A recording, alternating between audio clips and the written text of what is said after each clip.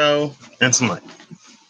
And I'm live! Hello and welcome to my channel. My name is Patrick, host of the channel Real Koruk, and I'm gonna be your host today. I know I was like literally just outside. Like, I think I'm gonna leave the cards alone unless like I feel like doing something and then I come on. So I felt like doing something and I came on, right? And I was like, oh, I could like schedule a live or something and then never go on as some April Fool's joke. But number one, I don't really do April Fools. And if I do, like, I'm a fan of like dumb April Fool's jokes. Like, today's April 2nd. Haha, April Fool's, it's the first. I can't believe you fell for that. Like, that's the kind that I prefer. And like sometimes like the video game ones, they like they'll be pretty cool too. I just like wash my hair. It's a little dry because the shampoo I have is like powerful and only conditioned once. And I didn't moisturize it. But oh well. So I'm gonna do an as they are, right? Because well, first I'll let y'all guess what card I'm gonna be looking for. As they are is a series, I guess, where um I go through all of my decks. Oh, just read the box. I go through all of my decks and I look at the two cards, two minimum cards around a certain card, right? To see what energies are sort of surrounding it. And so the card I'm going to be looking for today, I'll wait a second so you can formulate in your mind what you think it may be. And then we'll see if you're correct. Oh, it's 112. Boo, just missed 111. I've been doing that a lot lately. It's like I'll see the clock a minute after it hits whatever. And I mean, it's not like all the time, because I still see a lot of the times, like yesterday, I believe, I saw 111, 555, and maybe 444. Wait, I did see 1212 today.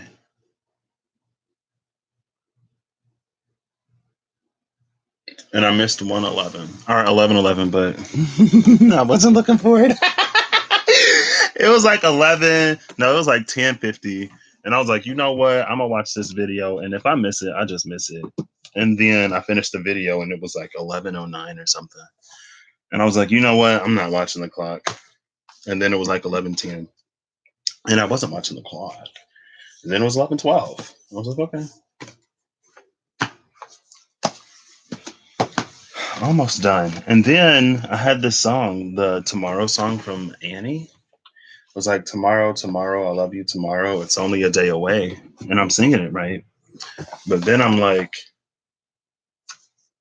when tomorrow becomes today, tomorrow will still be a day away. And so tomorrow really never comes. We only have today's. So what are we doing today to make sure that tomorrow is today tomorrow instead of still being tomorrow tomorrow? Tomorrow and tomorrow and tomorrow creeps in this petty pace from day to day, and all our yesterdays have but lighted fools the way to dusty death. Out, out, brief candle, life's but a walking shadow, a poor player who struts and frets his hour upon the stage, and then is heard from no more. 'Tis a tale full of sound and fury told by an idiot, signifying nothing. I believe that's the Tomorrow soliloquy from Hamlet. I don't know why I still remember it. I had to learn it when I was a freshman in high school. That was a minute ago. Right? Tomorrow, I feel like I should look it up. Tomorrow and tomorrow and tomorrow creeps in this petty pace from day to day, and all our yesterdays have but lighted fools the way to dusty death. Out, out, brief candle, life's but a walking shadow, a poor player who struts and frets his hour upon the stage, and then is heard from no more. 'Tis a tale full of sound and fury, told by an idiot.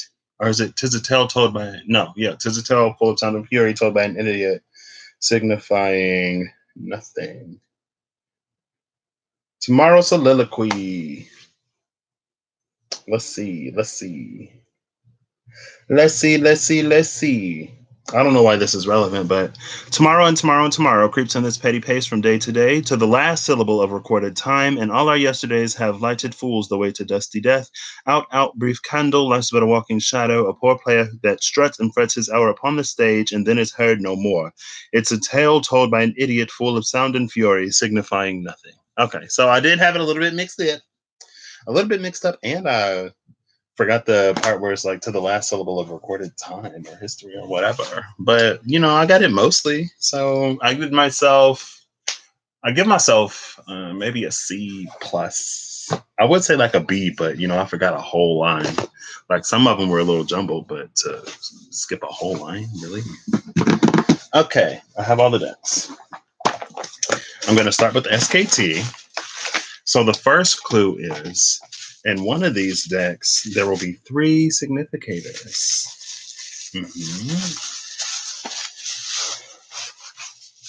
And the second clue is today. Oh, look at that. The second clue is today, after I'm talking about all these tomorrows and how we should make today a tomorrow. I mean, today is yesterday's tomorrow. And today is here. So, and then I was in the shower, right? And I'm thinking about time.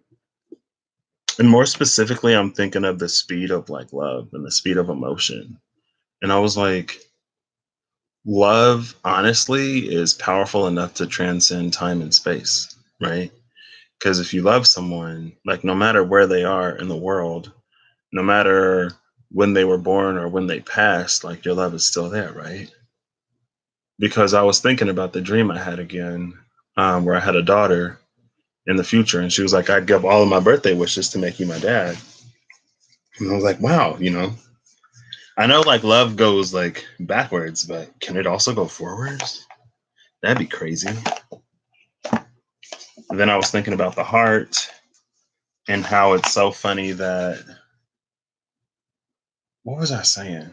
I was thinking it's so funny that love is associated with the heart and that the heart is basically what powers the whole body, right? I mean, like your brain is important, but your brain can be semi malfunctioning or absent. And like, as long as you have blood pumping through your veins, you'll be fine, right? Hey, Zelda. I am. I'm going to be doing that thing I did. I think you were here when I did As They Are for the Knights of Swords. So I'm going to be doing that. And spoiler alert, I'm going to be looking for the Fool since it's April 1st, right? And I was like, oh, that's cute. That's fine. That's something. How are you doing, Zelda? Ooh. Oh no, I'm not supposed to shuffle. It's As They Are. It's fine. I'm not going to shuffle the other ones. That's the whole point. Oh my gosh. Okay, I'm going to give this one more shuffle, and then the rest of them won't be. Okay, and then I start from the bottom of the deck. First card is Strength, the Force in reverse. You can't. There we go. You can't stop the music. Nobody can stop the music. Take the coat from the snow. Tell the trees don't grow. Tell the wind. Ooh. You go from the 8, or we go from the 8 of cups in reverse to the 9 of cups in reverse. That's interesting. And then strength is in reverse too. Are all of these in reverse? No, they're not. Okay. I was like, should I just flip this stack? So strength in reverse, and then the 8 of cups in reverse, and then 9 in reverse. So maybe you're fine. You're driving and listening. Well, thanks for listening in. This is your en route entertainment provided by yours truly. I hope you arrive safely at your destination and in good health and spirit. Okay, so I love that all of this is in reverse, sarcastically. April Fools. So strength in reverse, and then the 8 of cups in reverse, followed by the 9 of cups in reverse. We go from the 8 in reverse to the 9 in reverse. So is that getting better or worse? Who knows? And then there's this Knight of Wands in reverse. followed by this Wheel of Fortune in reverse and the Chariot in reverse. All at the bottom of the deck, because I'm searching bottom to top for the cards. I'm going to look for the Initiate, the Seeker, and the Keeper, and I'm going to pull the card before and after each. And then as I go through the other 7 decks, I'll sort of see like which align with which energies, and then maybe I'll break it down into like some kind of something from there. I don't know. I'm just going with it. But yeah, I don't know if I like this. Strength in reverse, 8 in reverse, 9 in reverse of Cups. Then the Knight of Wands in reverse, Knight of Wands in reverse, the Wheel of Fortune in reverse, and then the Chariot in reverse. I mean, it's not a matter of liking or not liking, right?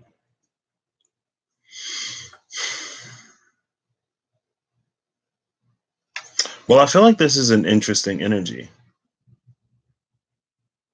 because it's almost like, and I may be projecting a little bit here, but it's almost like someone felt that they weren't strong enough to walk away from a situation that used to be everything they wanted, right? Because there's still some passion there. It's like the flame hasn't completely died yet, right? With Strength in reverse and the 8 of Cups in reverse, I feel like someone didn't have the strength to walk away from something, or they thought they didn't have the strength to walk away from something, because there was still, with the 9 of Cups and the Knight of Wands, there's still something there left to be claimed, but not claimed in a way of like possessive or controlling or ownership, but claimed as a means of like, let's say you're digging through the rough to get to the diamond, right? You wouldn't want to stop when you're literally like this much dirt away from unearthing the first hint of that like glisten, right? And let's say you're digging, and you something catches the sunlight, and you're like, oh my gosh, it's the diamond, but it was like a piece of metal that was down there. So it was some scrap, some trash from an old relic, right, in the past. And so you keep digging and digging and digging, and you're like, well, maybe there isn't a diamond down here. Maybe it's just like a junk yard. Maybe that's just that scrap of metal. And with this is almost telling the story of like, you don't want to stop digging right before you strike gold. Black gold, oil, right?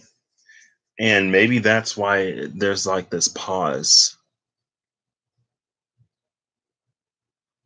because you're not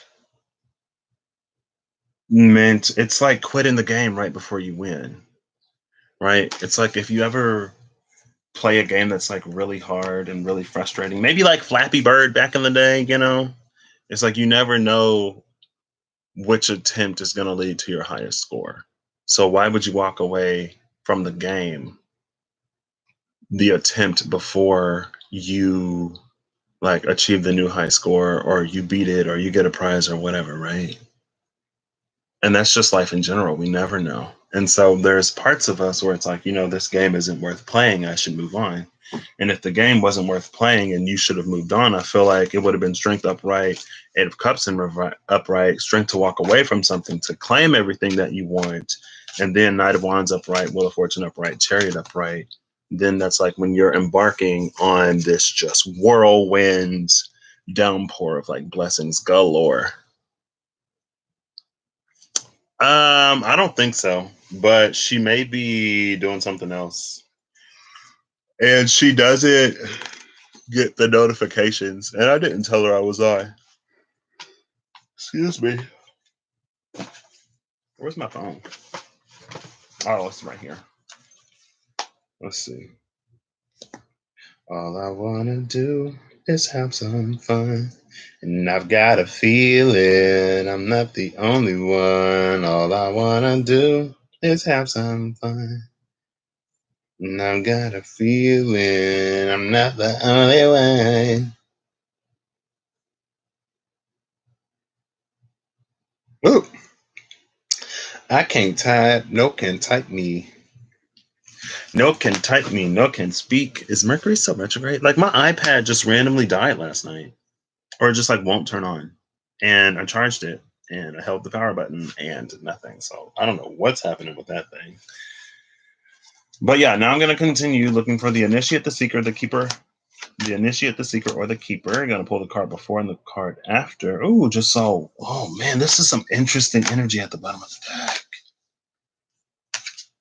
Oh, I might end up reading just this whole deck in reverse, or from bottom to top, because we have the World, and then the King of Pentacles, Archangel of Mysteries, and then Judgment, and then this Ace of Cups in reverse, and then the Archangel of Glory in reverse, which is the King of Wands, and then the Archangel Commander, which is the King of Swords, followed by Death in reverse, and then there's Two of Wands in reverse. And then all of this, of course, was heralded by the Stronghold of the Veil, Page of Pentacles. Man, that's interesting. That's interesting. Something very interesting and intriguing is happening. The World, so all of this was in reverse, right? So it's maybe thinking that you didn't have the strength to walk away from something, but it could have been because you weren't supposed to walk away from it. And feeling like you're stuck and that things aren't moving. But then we have the World upright and the Archangel of Mysteries upright and Judgment upright. So with the World upright, Archangel, I feel like this is just speaking to the energy that someone somewhere is going through. It's like they went through the dark, but they're coming out on the other side, right? Because the Archangel of Mysteries is the angel who illuminates the shadows, right? Angel who eliminates the shadow, right? And so she is the one that is granted the ability to enter the lower realms and to help lost souls with her lantern, like hermit energy, right? Except she can walk into other people's hermit spaces.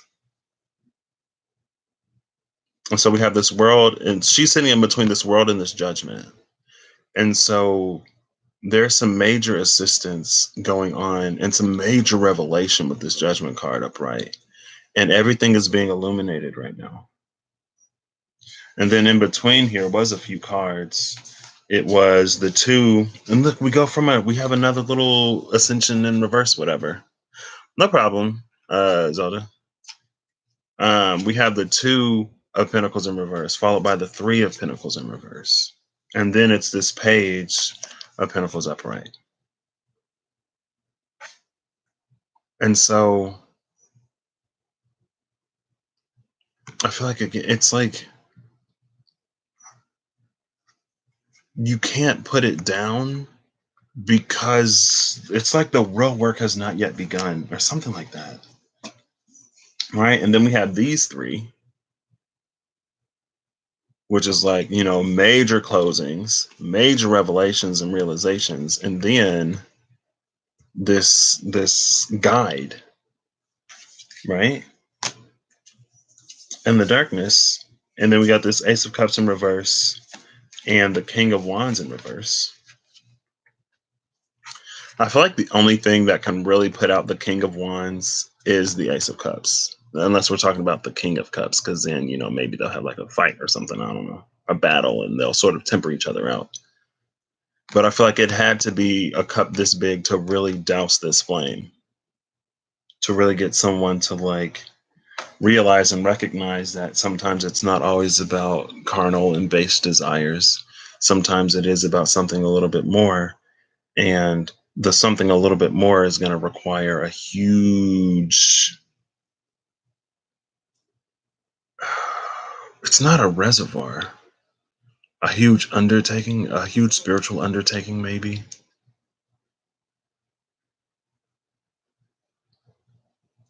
And it's like someone was submersed, right? Submersed in the water of this. I think there was a major moment of like, what do I actually want? And am I moving towards that? Or am I sabotaging myself and moving away from it in some way? And all of that was like guided. That's why it's like the Ace of Cups, right? I feel like those are the spiritual waters. It's almost like the water put out the fire. Only the Ace of Cups could put out the King of Wands. And so it's like someone was dropped into this body of pure water, and they broke apart and they're dissolving. Like the ego is dissolving, a lot of the toxicity is dissolving. And as it's dissolving in this water, it spreads out. So it's like there's the spiritual self and then there's the ego in the body, right? And so the body dissolves, the ego spreads out, it breaks apart, so it's easier to see in pieces, right? And then after you see it in pieces, you can understand how they all come together to form the body. But the spirit is still intact. Like your spirit is intact, but your ego is dissolved. And so then you're in this body of water looking at everything, observing everything. Excuse me. And that's when you find like these major realizations. And you're like, it's also guided, like, so you're not alone down here, even if it feels like you are sometimes, but you're not, to really close out old chapters and open new ones, right? And this is upright. So I feel like it's more, it's the same thing, but it's mostly about coming into something new rather than like closing out something old. But something old has to be closed out to get something new. You know what I mean? And so I feel like that's kind of sort of the difference between a 9 and a 10 is that like I feel like the 9 is more focused on closing out the old chapter. And then the 10 is a little bit more focused on the opening of the beginning, right? But to open the beginning, you have to, it's like the finishing touches on the old one, but then it's mostly about getting you to the next stage, right? And so, who?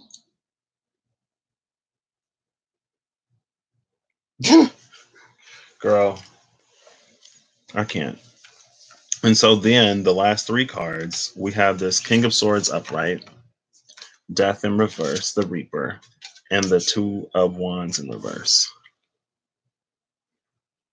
And this is like the realization of all realizations. When someone it's almost like a sensory deprivation tank, right? And when someone was in the tank, they saw everything. They saw everything. And they didn't see everything in the way of like everything outside of themselves, but I feel like they saw a lot of how they are holding themselves back, a lot of how the past has sort of like, it's like it's worked its way into it and it's rooted itself in places that weren't like that we weren't even aware of. But it wasn't until we were in this pool of pure, magnificent celestial water that when our ego broke apart and spread out enough, then we could see in the each individual piece sort of like where it was rotting. Whereas like it's rotten at the core, but the outside looks fine, right? And so like when it's like you have these pieces where you can see the rot, but when they're all together, it's like on the inside so you don't see it. Like you have to cut the fruit open and then you realize that around the core it's like it's rotting or something that's weird. But on the outside it's like it looks fine, right? This is that realization with this King of Swords. And it's a realization that you have to do something with, right? It's the Archangel Commander, is the one of like battles and stuff, right? Yeah, Angel of Storms and battles. Like you got to do something with it. That's information that you can't just sit on. And then we have this Death in reverse and the 2 of Wands in reverse. So I feel like with this Death in reverse and the 2 of Wands in reverse, it's almost like you have to go back to this thing, whatever this was, the Strength in reverse, 8 of Cups in reverse, 9 of Cups in reverse. You probably got to go back here because you couldn't fully walk away from it because for some reason you weren't supposed to. Potentially, right? Always take it as it resonates. And I wasn't even planning on doing all this. But yeah, you might have to go back to that. And I feel like if you go back, you're going to go back with the realization that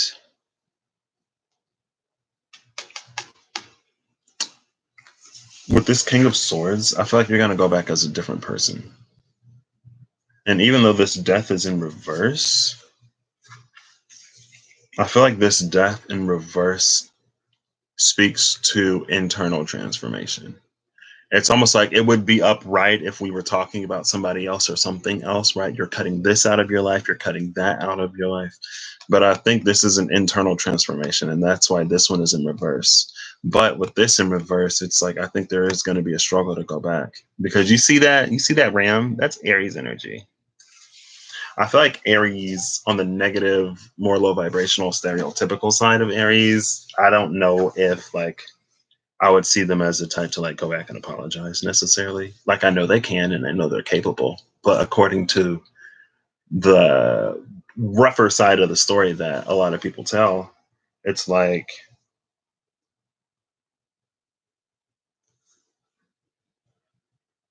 one second.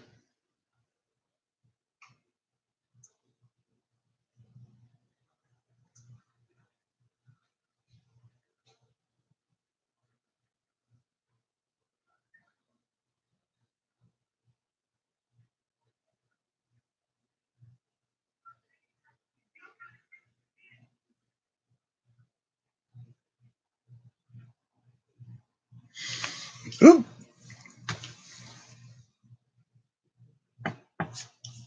It's like, oh, there you are. Hola, Miyoshi. Hola, hola, hola. ¿Cómo estás? Welcome. Why do I do that sometimes? I should just go Guten Tag, or what was it? What was it? Ah, I don't remember. I knew how to say it in Russian because I have Russian earworms, but I forgot. And it was something that I should have remembered. But hey, que pasa, as my mother would say. Okay, so yeah. So that's that. I did not plan on reading all that. I'm just looking for the fools. Ooh, okay, wow. I don't want to keep reading these, but I have to. Okay. Oh no, I can't keep reading every time I see a major. But I can't pass these up. I can't pass these up. Okay. So just to catch you up, just to catch you up real quick, Miyoshi. I'm looking for all of the fools in the decks because today is April 1st. So I'm doing as they are the fools. This deck has 3 fools, and there's this story about maybe us not having oof. Okay. Take it as it resonates and apply it where it fits and not where it looks like it might fit. But there was a story. I'll just run through the cards again. There was a story of us feeling like we didn't have the strength to completely walk away from something, right? With the 8 of Cups. And then it went into the 9 of Cups in reverse. And I was like, because there was something that we weren't yet, like we weren't supposed to walk away from it because we didn't get what we came there for. And then I told this whole story about there being a diamond in the rough, that it's like we're digging through the dirt to get to the diamond. And like, why would we stop right before we get it, right? And then it went into this Knight of Wands in reverse, Wheel of Fortune in reverse, Chariot in reverse. And I was like, it's like there's still something there that we're still like attached to, but we're attached in like, and it's weird because it's in this like fiery, passionate way. And like you can want something that's bad for you, right? Like, I'm sure there's plenty of people who smoke a little bit too much or drink a little bit too much or do this a little bit too much or do that a little bit too much who want to stop, but they feel like they can't, right? Because they still want it. I feel like this isn't that. So I guess for clarification, attached. Did I say attached? I might have. Why? What's wrong with the word attached?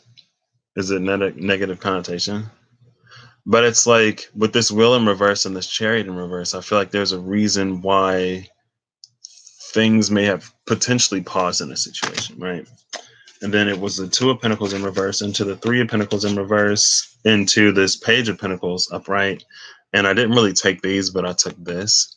But that was like, there was something that may not have been balanced because it wasn't yet time. Like if this isn't working, if there's no like cohesion here, then it's not supposed to work.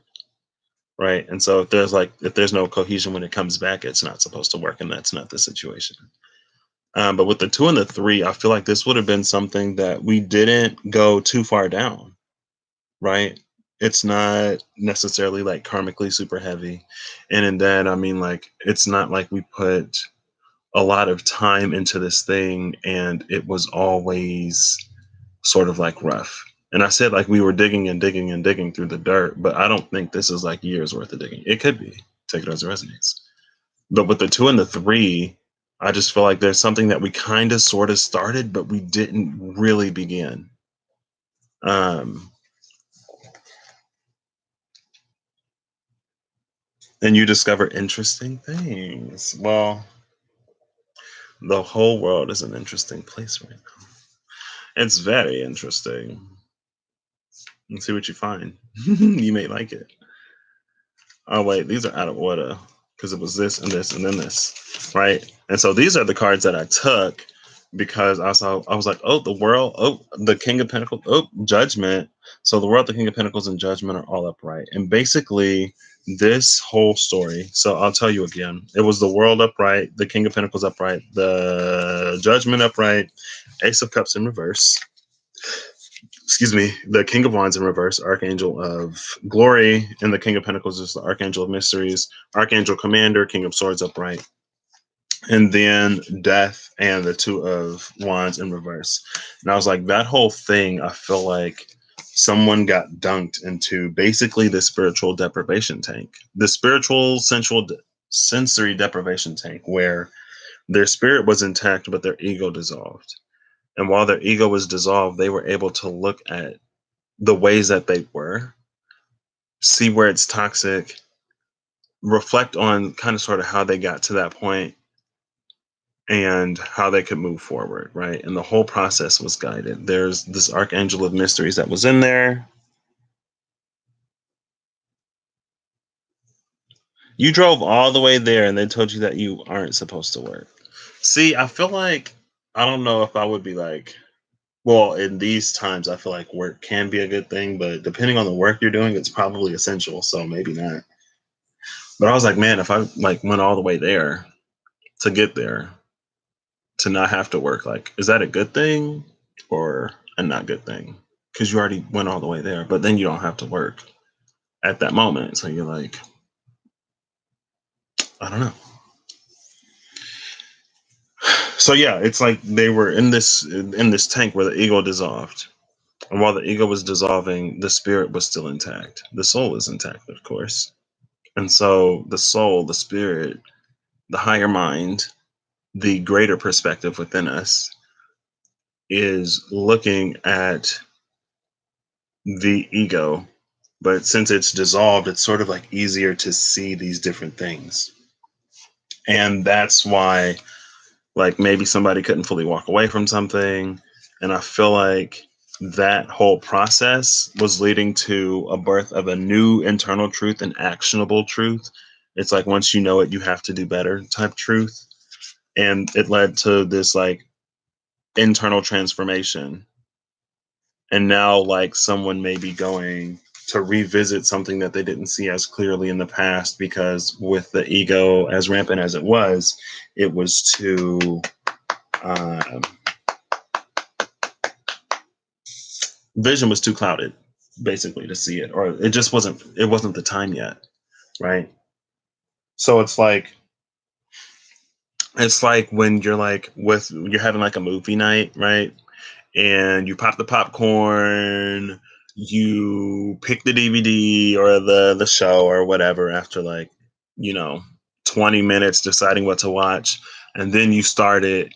And as soon as you're like 5 minutes into the first scene or 5 minutes into the movie, you got to pause it because someone has to get up and go to the bathroom.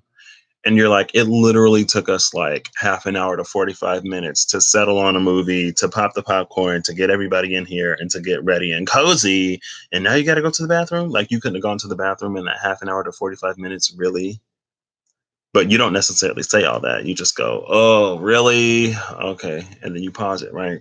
So that's the feeling I'm getting. It's like maybe there was a lot of deliberation or maybe there was this pre-period, but it didn't start. I feel like whatever this is in these cards, it didn't start.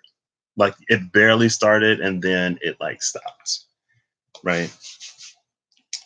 And then I got this Seven of Pentacles with this Devil, Hangman in reverse, High Priestess in reverse, and then this Eight of Swords in reverse.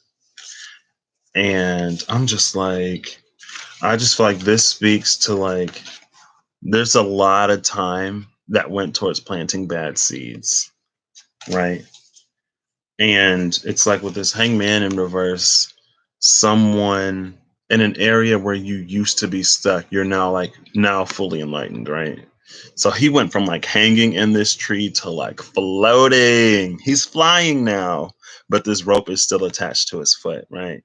So maybe it's a rope that you have to cut. This is another part with discernment, because if it ain't good, then it's a rope that you have to cut.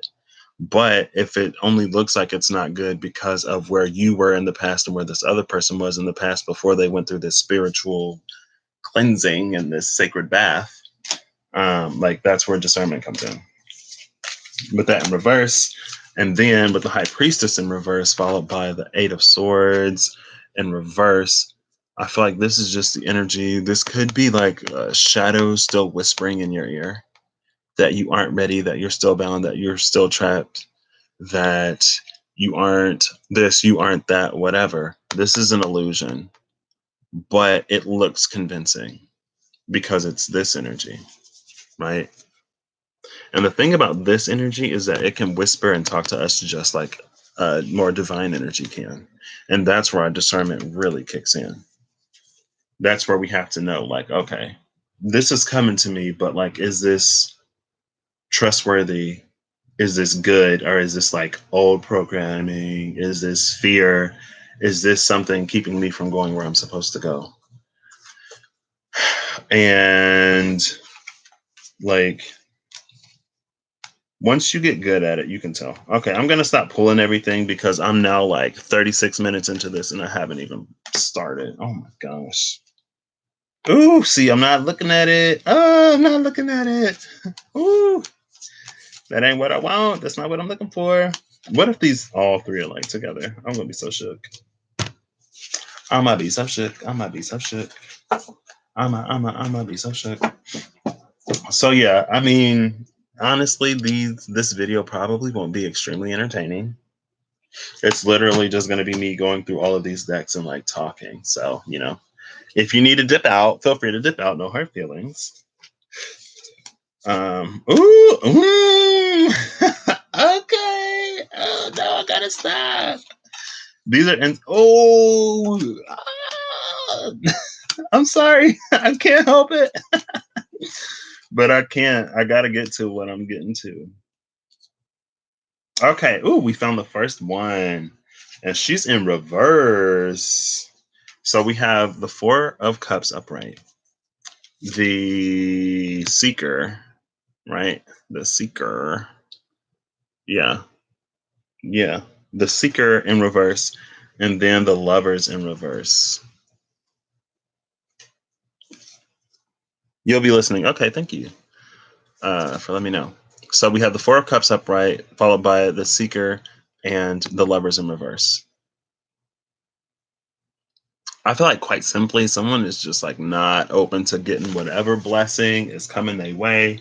And I say they're not open to it because the Four of Cups upright is typically depicted as one person like all gloomy while the divine is handing them a cup, but they don't even see it because it's like you're so focused on what you're lacking that you don't even notice when it comes into like your periphery, right? And you don't take it. And it's like, you're like, oh, I'm hungry. I'm hungry. I really want like an apple. I'm like starving and I want an apple. And you're so hungry that you don't see the apple that is like literally sitting right next to you. Or maybe it's up in a tree. If you're starving under a tree and if you just like look up, you would see this big, huge, juicy apple just ready for you to eat, right? And it's like you're letting the apple rot. And you're complaining about being hungry. And it's like literally right there. We're getting to the bottom of the deck. Like, I was this far into the deck when the first four came out. Ooh, there's the moon in reverse, the necromancer, moon in reverse, four of wands in reverse, ace of pentacles in reverse, followed by the stronghold of the grail in reverse, page of cups. Ooh, okay, well, shoot. Wow, wow, wow, wow, wow. Man, where are these cards, like, for real? Okay, so next out is the keeper, also in reverse. So we have archangel of healing, king of cups upright, the keeper in reverse, and then the emperor in reverse. Oh, that's interesting. So the archangel of healing is the angel who purifies and salves, right? King of cups energy, but let's go off of the archangel. This is the angel who, like, heals us, right? Who gives us these opportunities. And with this seeker here, I feel like this is an opportunity for some very, very, very deep and profound healing that needs to be done in order for us to get to where we're trying to go, in order for us to get to where we really need to be. And so, if we are actively or inactively resisting this healing, we're going to be resisting the furthering, the deepening of the connection, right? And then we have this emperor in reverse, right? And I'm not feeling this as like a different person, like divine masculine energy or whatever, unless it's your own divine masculine energy. But I just feel like with this upright and this in reverse, if you're refusing to go through this process, if you are refusing the healing balm, then you are actively keeping yourself away from your power. So yes, and this is it's like a necessary and very crucial step. So I don't know how far we're going to be able to go without that. And then after that is the Ten of Pentacles in reverse. Here we go. Tell me why it's like literally at the top of the deck. So then we have the Four of Swords in reverse with the Initiate upright and the Three of Swords in reverse. So there's the Seven of Swords in reverse energy sitting around this Initiate upright. And so I feel like this is just simply, it's like a journey to reclaim everything that you thought was stolen, but it wasn't. It's almost like you hid it in a place, but you forgot where you put it. And so it's like you checked your usual places and they weren't there. So you're assuming that someone else found your hiding place and like took it or moved it. But in reality, you just forgot where you left it. Sigh. I know. But it's the cards. I know. So yeah, this is upright. So the only fool that was upright is the initiate, which is interesting because with the other two cards, it was a card upright and then the significator in reverse and then the card after it in reverse. But this one, the card is upright, but both of the cards around it are in reverse. And I feel like this is just someone who's like comfortable in this heart. It's like you're comfortably uncomfortable in this like heartbreak. You're keeping yourself from moving on past whatever the situation is. And this, even though there are three different energies, I feel like this is a pretty cohesive sort of story. Fairly cohesive. And then the last three cards, since there were only three cards left, is the Five of Wands upright, Justice upright, and the Knight of Pentacles in reverse. So Justice is upright, which is interesting. So surrounding this Justice energy, we have this Knight of Pentacles in reverse and this Five of Wands upright.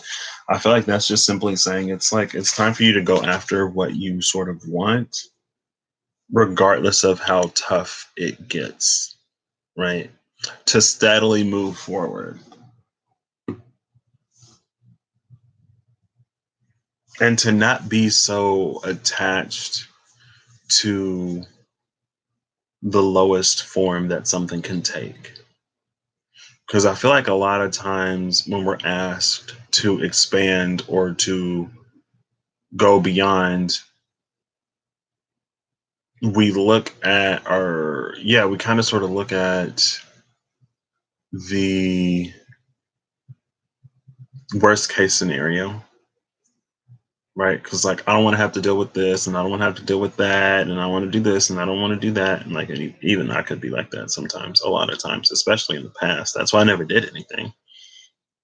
because I was always looking at the worst case scenario. And like Pentacles, that is the suit. It's like the grossest sort of level of energy. And it's not gross as in nasty, it's just gross as in like the most dense, right? It's like something that you can see and touch and taste and feel with the five senses, right down here. But it's like when it comes to things that are more subtle, it's like stop going after the physical and go after something a little bit more spiritual, right? Don't look at the basest level of what it could be. Like look beyond and go beyond and chase beyond. Have a higher vision in mind, right?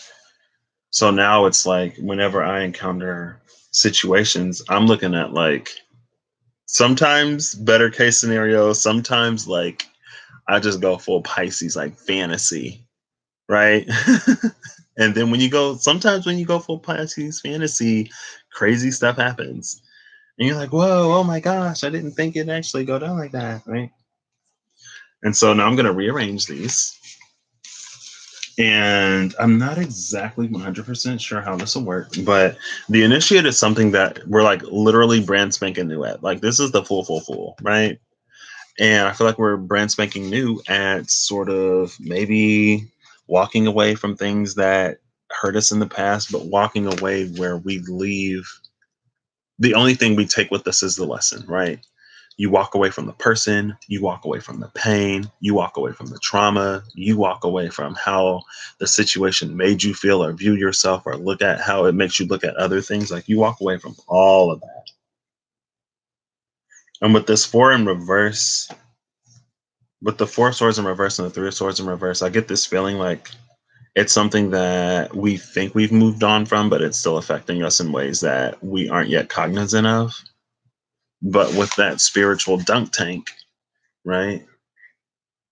We sort of have this ability to, if we choose to see it, we have this ability to see how it affects us in ways that we weren't necessarily aware of. And when we analyze our behaviors and when we look at our mindsets, right, when we look at those little chunks of, it's almost like the more focus and attention you give to it while in this tank, the more it'll break apart and the more you can sort of like look at the root cause, right? And then you'll be able to go back and you'll be able to know, like, oh my gosh, I'm like this because that thing happened and I thought I was over it, but apparently I'm not because I keep hitting these same walls when I'm trying to move forward. And that's why that four of swords is in reverse. Like you think you're moving forward and you think you're making progress, but in reality, you're asleep. It's like you're dreaming that you're awake and doing all this stuff, but in reality, you're still in bed. Have you ever like had a dream where you went through your whole day? Like you have a dream that you go to school or you go to work and then you wake up and then it's like, wait, I didn't actually do that. Now I actually have to go do it. Like you was excited to come home and relax, but now you about to wake up and go to work for real. So in the space of something that we need some guidance on, right? It's like we're already partly there. We're already on our journey, but we hit this spot where we're asking for a little bit of guidance, offering the rose to the divine, right? Now we have this four of cups upright.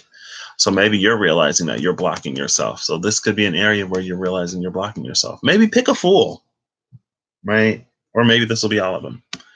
It's an area where you realize you're blocking yourself and the lovers is in reverse. And I feel like with this lovers in reverse, this isn't necessarily like about you and someone else. I just feel like this is you not being a part of the co-creative process, right? Because with the seeker, so maybe you're feeling this. It's like no matter what you try to manifest or no matter what you try to do or no matter which way you try to like go or turn, it's like things just aren't cooperating or like they're just not working out for some reason. And I feel like it's because partially like you're not accepting what it is that is being offered to you. It's like you're trying to work around it, but you're not going to get anywhere, right? It's like there's this destination that you're trying to reach, and there's only one way to get there. And it's like there's a sign. Oh yeah, so it's like there's this one-way street, right? And the only way to get to where you're going is to go down that one-way street. But there's a sign at the mouth of the street that says like road closed to through traffic, right? And so you're like, oh, I can't go down that road because it's closed. But it's like in all actuality, you can, because where you're going, that's not like through traffic. You're not going all the way down the street. Your destination is like literally right beyond this sign, or your next destination is literally right beyond this sign. And it's like a few summers ago, this happened at one of the places I was living, where they were doing some construction like beyond it.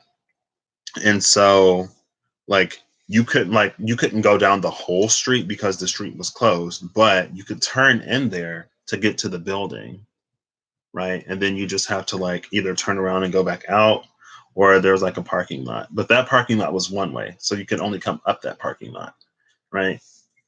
And so it's like you're blocking, you're thinking that you're going to get some kind of like workaround solution, and I feel like you're trying to work around whatever this is instead of accepting it, but you're not going to get that far. And then like with this being the keeper, like this is the deeper reasoning behind it. It's because you are refusing this healing that is keeping you separate from all that it is that you can truly achieve, right? And so, yeah, this will be interesting. And now I'm actually going to start pulling cards. So we're going to start with the Witch's Tarot. And I'm going to... Oh, I think I'm going to change this up a little bit. We're going with the flow, right? So these are tarot cards. They're not Lenormands. They're not oracles. So I guess an oracle could be helpful. But so what I'm going to do is I'm going to look at the card before the Fool and put that on the Initiate. I'm going to look at the card after the Fool and put that on the Seeker. And then I'm going to look at the card on the bottom of the deck and put that on 7 cards after. So I'm going to look at the card before, put that on the Initiate. That'll be a place to start. And then the card after will be the Seeker. It's a place to continue. And then 7 cards later will be the card of the Keeper, right? Because 7 is a spiritual number, and that's the number that came to my mind. So 8 of Pentacles and the Page of Cups, followed by the 10 of Cups, and then the 2 of Cups is where we're starting. But right behind all that beautiful energy is the 4 of Pentacles, followed by the 4 of Cups. Womp, womp, womp. It's just so beautiful, but someone is just so stubborn and closed off. It's fine. Let's see. We're looking for the Fool. Ooh, just saw Justice. Everything is upright in this deck, so, you know. High Priestess, and then the... Oh, okay. Nice. Love that. So the card before, the card after, and then 1, 2, 3, 4, 5, 6, 7. Is it the 7th card or after 7 cards? I want to say after. This was before. 1, 2, 3, 4, 5, 6, 7. Is it like... How did I say this? And then 7 cards later. So like 2 days from now will be the day after tomorrow. I'll just take both of them. I kind of want to take all of them. This is interesting. I'm actually going to take the 7th card, and then I'll note the card after, and then the cards before it when we get there. But I'm only going to keep the 7th. And then left at the top, well, I already know what the top of the deck is, but left after that is this 4 of Swords. So boom, there you go again. 4 of Swords. But left at the top now is this Fool. So, oh wait, duh, because that's the card I was looking for. Hello. Okay, so where we're starting, right? Where you're moving, you're sort of like stuck in the situation, or like you're not progressing. What, like where you think you're progressing, but you're actually not progressing because you're holding yourself back in ways that you don't yet realize because of something that happened to you in the past, right? We have this High Priestess sitting right there. And with this High Priestess, I feel like this is just telling me that you already know that while you feel like you may be making movement sometimes and in some areas, you're not moving in the area where it actually it's not where it actually matters, but in one of the most pivotal areas. And like I said, this is all sort of like one reading. And so they're not necessarily separate, but this is just how it's working, right? And so, we're starting off the bat. It's to accept the things that are coming to you, because there are a lot of times where we will basically call our intuition a liar because we don't like what it's saying. And with that high priestess upright, it's like it's time to accept it, boo. With the Seven of Cups sitting on top of sort of the progression, and the progression again was us sort of feeling like we're not getting the things that we're getting because we're not accepting the cup that is the healing salve. Oh, that's interesting. Okay.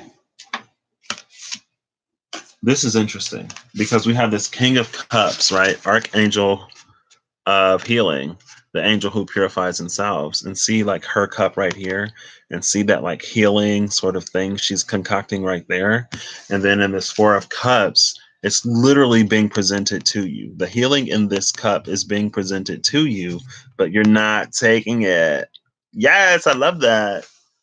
And like I said, like this was with the deeper meaning of like why this is happening, why you feel like maybe you're feeling unloved by the universe, by God, you're feeling neglected and abandoned by spirit, but it's like in order to get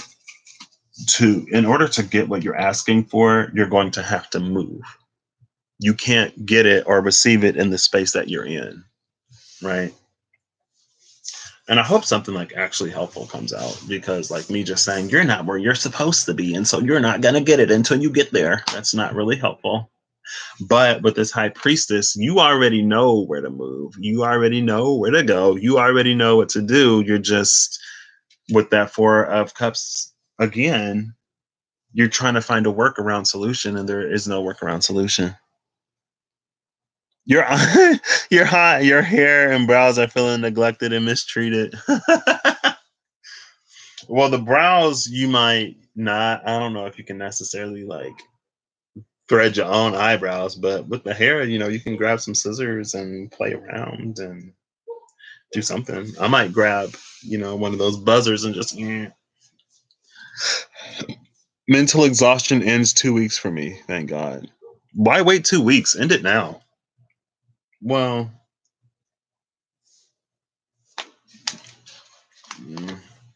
planets. I wonder what my aspects are. You're so over being in your head. One of the greatest lessons that I've learned from a very, very dear friend of mine was how to be a lot less in my head.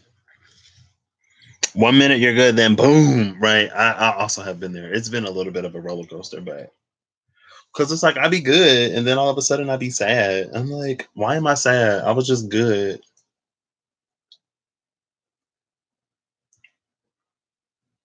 It's fine. But I remember asking one of my friends, I was like, how do I not be in my head? Like, how do I know who I am? Like, how do I discover that? And he said something. I don't too much remember what he said. But then one day I was outside getting my sun, because I guess that's where I get my breakthroughs now, right? And the sun is out right now, and I'm not out there. But it's fine. I'll be out there in a second. Actually, at this rate, I'll be out there in like a few hours.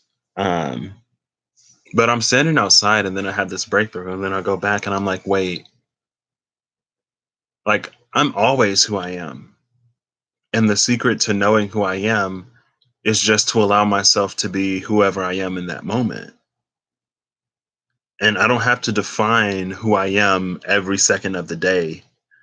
I just have to accept who I'm being, because I always am who I am. I'm multifaceted. I have many different sides, right? I have like at least 9 different zodiac energies in my chart.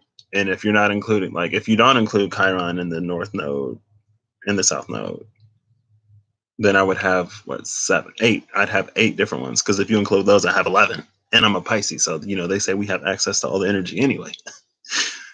And so it's just like I don't have to define who I am.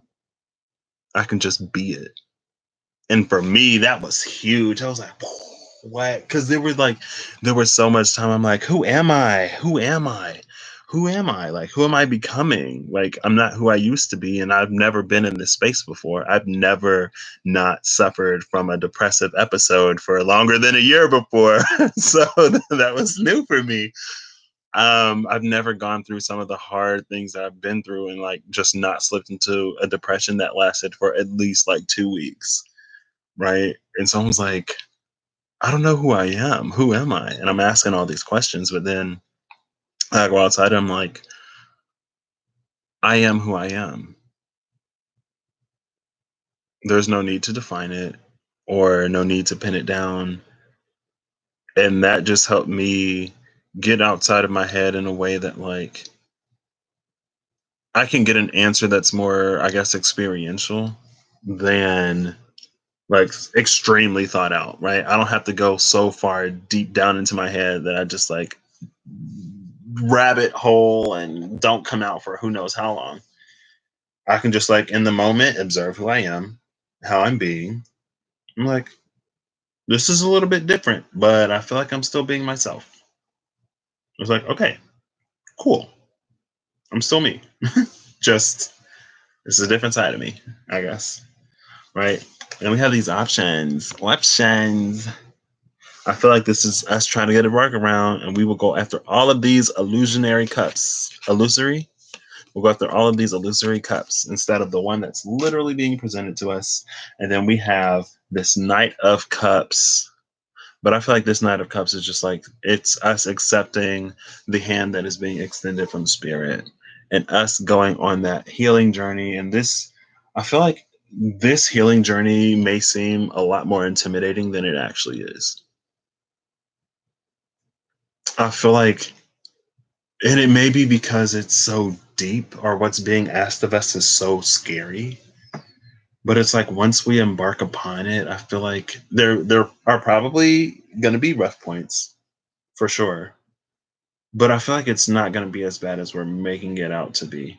And so I feel like we're self sabotaging ourselves in a lot of ways and we're finding a lot of excuses and reasons why we can't do it. Or we're just like so focused on trying to find a workaround, but it's like it's a one-way street. So with this emperor right here, like you literally have all of sort of you ready to just be like, but you got to accept it. So in this space leading up to this, in the 6 cards between, we have the Chariot and the 7 of Wands, right? So I feel like this is going to be us dropping a certain, like being a little bit less defensive, allowing ourselves to go with the flow a little bit and just be taken wherever this chariot leads us. With the 2 of Swords and then the 3 of Swords, oh my gosh, we go from the 2 to the 3 again. It was the 2 of Pentacles and 3 of Pentacles in reverse before. I've had a lot of these because it was the 8 of Cups in reverse into the 9 of Cups in reverse. And then it was the 2 of Pentacles in reverse to the 3 of Pentacles in reverse. Now it's the 2 of Swords into the 3 of Swords. I feel like that's us deciding to sort of like let go of the heartbreak and let our heart heal. And that decision is going to require some deep work. So there's the Hermit. So, I said it wouldn't necessarily be as hard as we think it will be, but it is going to be work. And then we have this 3 of Wands. So the 3 of Swords, the Hermit, and then the 3 of Wands. That's interesting. And then after we accept this cup, we have this 6 of Cups upright. And that's what the horse is going to. And this is the archangel the archangel of healing, right? I've been feeling 6 of Cups energy lately as like deep healing, like inner child healing, level healing. And so that's this little progression. That's weird because I was just saying something and as I was talking, it's like my ears started ringing and that's why I paused. Next is no, I don't want to. Well, I picked them up. So, hey, here's your guidance. Oh, this is 6 cards. Is a lot to read from this deck. but I guess I'll do it. I hope this comes at like the top or the bottom. And if there's less than 7 cards, I'll just take, as much as I can. So let's see. Starting with the 4 of Ariel, which is the 4 of Pentacles. That's somebody being a little bit closed off. And then we're looking for the Fool. Leap of Faith in this deck. Oh, there's the Lovers. Ooh, Strength.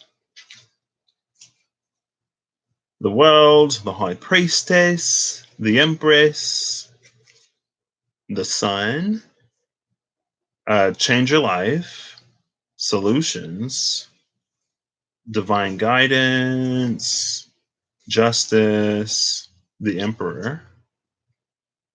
Okay, where is this card? Hello?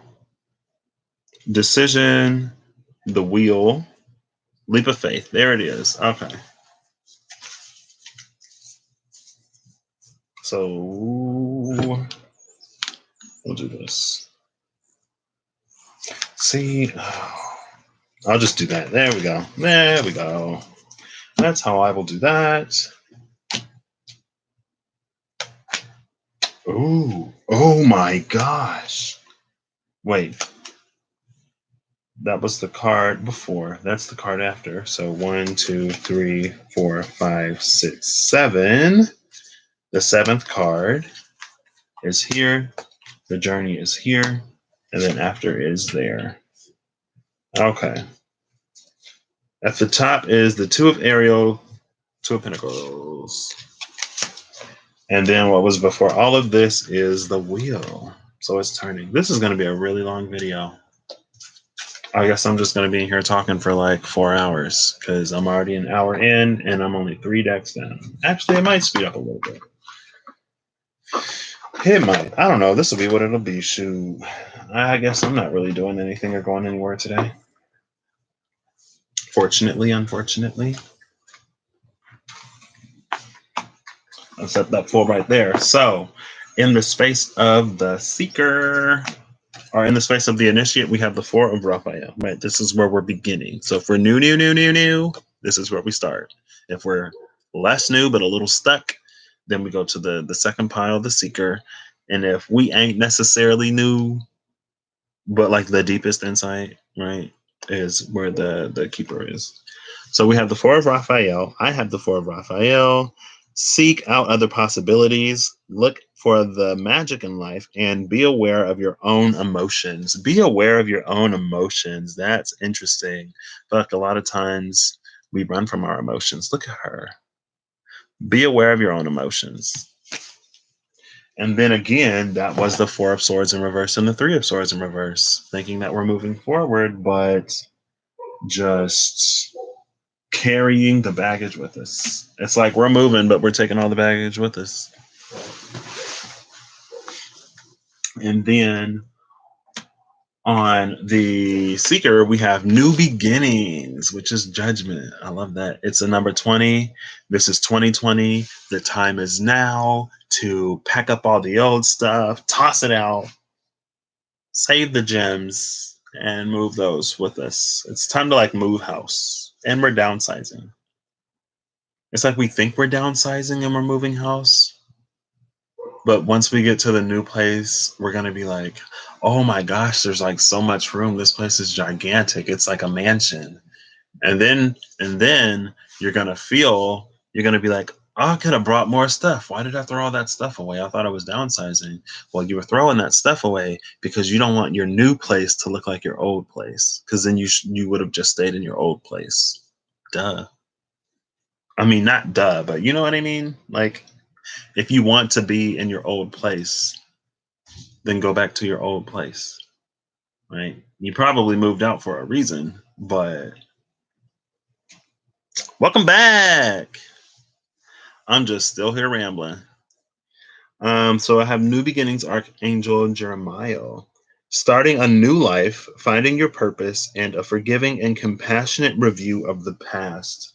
A forgiving and compassionate review of the past, sitting on top of, I got to keep reminding myself, this 4 of Cups and the Lovers in reverse. So, forgiving and passionate review of the past, That's where, we leave the trauma, we leave the baggage, but we take the lesson and the healing.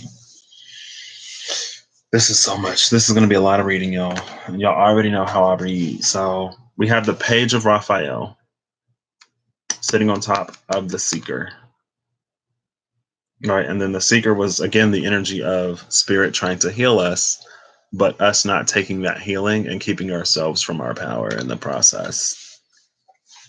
Page of Raphael is gentle, loving, dreamy, and open-hearted, and dreamy and open-hearted. Like, is he dreamy in that, like, the person looks dreamy, or are they dreamy in that, like, they have that sort of characteristic? Is that, like, physically dreamy or, like, mentally dreamy, or both? Page of Raphael. It says, a new emotional situation, messages regarding relationships or social invitations, and great intuitive insights. I love the great intuitive insights sitting on top of this, archangel of healing attached to the emperor in reverse. And it's on the keeper. The keeper is the most, like, that's the awakened, enlightened fool. Boom, boom, boom, boom, boom. And then we got the 6 cards leading up to it. Am I going to read all of these? So I'm going to tell you the cards, and then I'm just going to read them like a story, I guess. So we have 13 Peace, and then the Queen of Ariel, and then the Queen of Gabriel, and then Perspective, number 12, and then the 6 of Michael, closing out with the 8 of Raphael. So I'm going to try my best to not struggle through these. It says, release the past. There is a more enriching future coming. Let go and let God. Nurture yourself and those you love. The ability to make anything more beautiful and practical and wise advice. You can do anything right now. Get after what you want, and the ability to attract helpful people. There's a better way. Pause for reflection and insight. Dare to be different. It's the light at the end of the tunnel. Breathe a sigh of relief and make a new plan, relocation or travel. And there is something better waiting for you. Do what you know is right for you in a spiritual quest. Love that. So again, confirming that high priestess, do what you know is right for you. You know what's right for you and you know what's not right for you. So stop doing what's not right for you and pretending like it might be. And this ain't directed at nobody in particular. This is what the angels is. Okay, they didn't say all that. I take that back. I take that back. That's what I'm saying. I ain't even gonna put that on them. And then the moon card is what came out after. So that's kind of sort of what we're moving towards, right? So we have this deep healing with the 6 of Cups, and then we have this moon card right here. And the moon card says the opportunity to improve your plans, listen to your intuition for accurate guidance, and face your fears and grow stronger. Face your fears and grow stronger. And like the intuition is here. Something in here said something about intuition too, didn't it? Or was that just me? Maybe that was just me. Face your fears and grow stronger. You got this. You can do it. You're stronger than you know or believe. You're stronger than you allow yourself to be.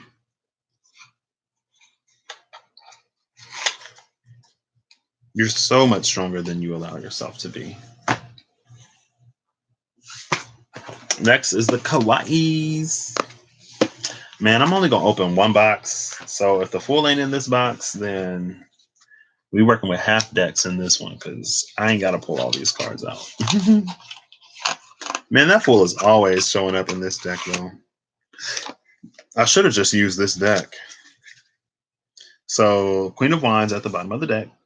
Ooh, followed by the High Priestess. Love that. And then the Queen of Swords.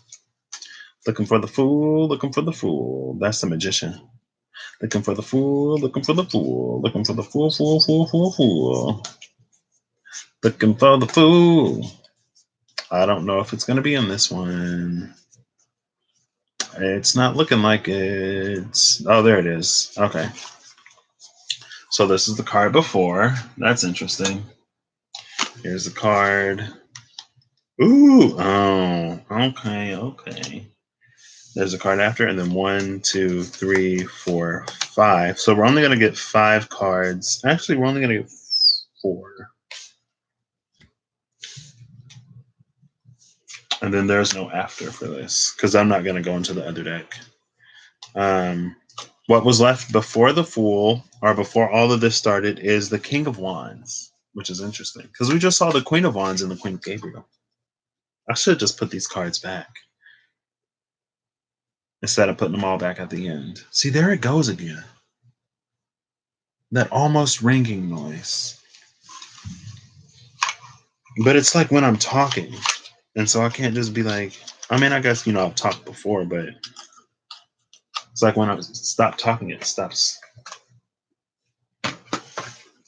Yeah, Miyoshi, it's me. I ain't gonna do them like that. So we have this Four of Swords here. And this is interesting because the Four of Swords in reverse is what's on top of this pile. This is the initiate. This is us making the decision to put our minds at rest, to put our minds at ease, right? Because it's like sometimes we think that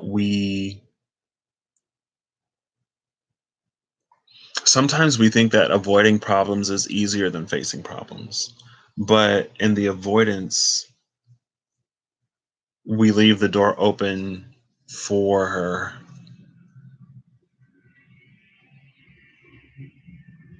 The word that's coming to mind isn't anxiety, but it's not anxiety. When we avoid the problem, we leave ourselves open to like worrying about it, right? Because you can't really truly fully avoid a problem like this, because I feel like it affects you in way too many ways. And so if you face the problem, you would actually have a lot easier if you face the problem. Now I'm starting to like salivate like crazy. If you face the problem, then you're mentally going to be at a lot more rest and peace than if you keep trying to avoid it, because it's just going to keep popping up, right? And so it's time to face that problem. And then this is interesting. This both of these are interesting because, oh, why do I keep pulling these cards up? Because look at this. We have the Four of Swords in reverse, and then we got this Four of Swords, right? It's upright now, but this is an all upright deck, so that's cheap. And then in the second pile, we have this Lovers in reverse, and we have this Lovers upright. So that's interesting how that worked out.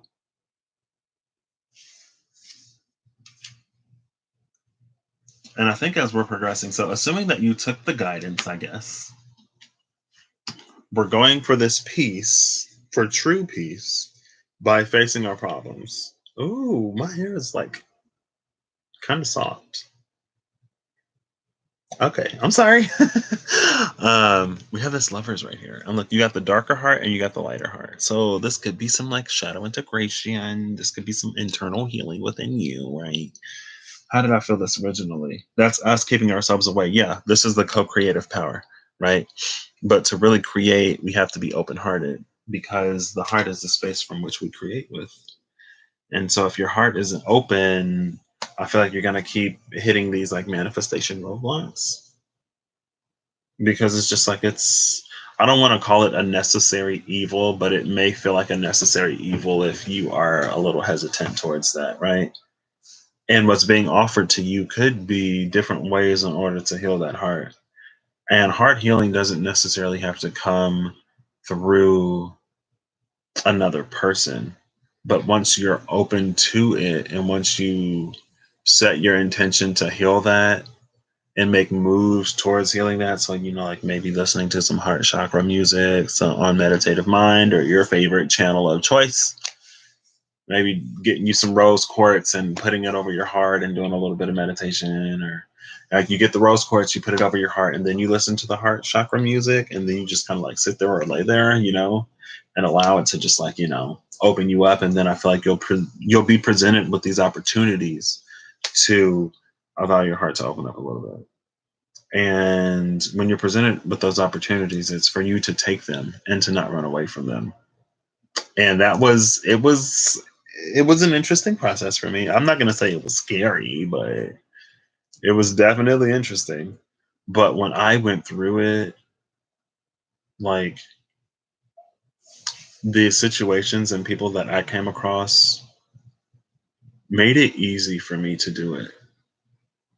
And like there was an element of like a little bit of anxiety, but like so so without going like completely into it. So I downloaded these apps, right? Because I was like, I want to heal my heart and I want to get over all this relationship anxiety that I have that I didn't even know I had. I thought I had legitimate excuses, but turns out I'm afraid. Like, what? That's crazy. Time to heal that because I don't want to be afraid of anything. I don't want to keep myself from moving forward in any direction, is more accurate than I don't want to be afraid of anything. And I knew that that was a major roadblock for me. And so I set my intentions. I started having, like dreams. Even like family members that I interacted with, I made sure I was a lot more intentional of like keeping up with them, with like other friends and stuff like that. And I got on like some apps and I was engaging with people, even though it was very uncomfortable. Because usually, like if I get a match or a message, I would used to delete the whole app, and so I'd never had it for like longer than a night. I would always delete it before I went to bed. So it'd be like an hour to like 2 hours. And after like the hour point, I would just start to get like anxious and I wouldn't like it. And then like I would get a match or a message and I'm like, no, I'm done. I'm done. I'm done. I was like, send me somebody in real life, please. Cause I can't do this. But then after I reached that point where I was like, I want to heal it all, I was like, I got to do it. And so I did that just to take the step and to let God, universe, spirit, the angels know that I am serious about this. I'm putting myself in this situation where I am not comfortable, but I am serious about this healing. And so whatever needs to happen to get me comfortable, to get me healed in this sector of my life, I'm going to do it. And so it involved me like talking to some people and like messaging. And at first it was like, oh, and then there were some people who were just like, oh, and then there was one person who was kind of sort of interesting. And I was like, okay. And he kind of sort of like had lumberjack vibes. And I was like, okay, I'm about that. Um, but that didn't work out. And that was fine. And then a few days later, I'm just having this like, and I've talked about this day before, but I'm just having like this day where I'm just like vibing really high. And it was like a magical day. Like like one of the things that happened is like I went to this restaurant with some buddies and like my food was brought to me, but everybody else had to get up and get theirs. And then they come around with like free pizza. And I'm like, I've been to this places plenty of times and this has never happened. And then I got a message from a few people, two people in particular who were like really cool. Um, and one of those people I ended up talking to a lot, and he's interesting but really cool. Um, and who this? Marcel. Oh, I wonder if he's still working. But the second person who messaged me that day, I was just in such like a high vibing place. I guess I should have known that it wouldn't have been weird because that wasn't the energy that I was in. Um, and even his username was a synchronicity for me. And I was like, okay. And he ended up being someone who was just like very easy to be open with and someone who was also like very safe and in some ways someone who was in a similar space. And it was nice. And he was a Pisces. I talked to like three or four. Not like talk, but I interacted with, engaged with, um, to a level where I would say like I engaged with people, like three or four people, and they were all Pisces last year. and they all had fire moons. I'm like, what?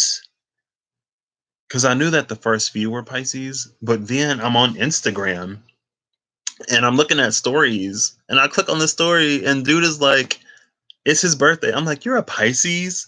And then, of course, he had his age on there too. We're the same age. And so I'll look up what the moon was that day, and it was in Sagittarius. I'm like, another Pisces with a fire moon. I don't know what it was about 2019, but I met Pisces, Pisces, Pisces, Pisces, and they all had fire moons. I'm like, this is weird. I'm like, this is strange. It's coincidental. Um, but even him, like, I don't know, there was just something, and I was a little bit. I think I was what stalled that, because I'm just like, why is this person like actually trying to get to know me already? Like, this is weird. And I crocheted, and I think he knitted, and he was like, we should just like meet up, and like you can crochet and I'll knit, and like we can show each other like what we've made. And I was like, I'll send you like pictures, but anyway, long story short, I was in the space, and then I was put in these situations where honestly it was outside of my comfort zone. Like the first time I went to go meet the first dude, I was nervous. And at the time my phone was off because I started working in May, but I didn't get paid until the end of May, and my phone was off. So like that was right before I switched my service and everything. Anyway, so I'm going to meet him somewhere, right? And we decided to meet at this one place, and I get there and there's people there. I'm like, ooh, I don't have my phone though to like send him a message and be like, hey, like, where are you? Do you want to meet somewhere else? So I'm just sitting there anyway, and they like taking pictures. I'm like, well, I can be in the background of somebody's picture, or they can just like take pictures around me. This is a public area, and they ain't got no reservation, so I'm gonna just sit here. And so I sat there. I didn't hear anything from him, or I didn't see him for a few minutes, and then I get up and I go closer to a building because a lot of the buildings on campus have Wi-Fi. And as I'm walking towards the building and like looking at my phone, I hear him say like, Patrick, and like he was sitting there, and he opened with a hug, and I was like, that is weird, but weirdly like comforting. And he gives amazing hugs. Like, I'm not the type of person to like typecast people, but in my mind, like if you're like fairly thin and we hug, I'm just expecting like, bone. Sorry. But if you ain't got much, and it's not like he was like, twig skinny, but um it's like, I'm expecting a fair amount of bone. If you look bony, right? I feel like that's a seemingly reasonable.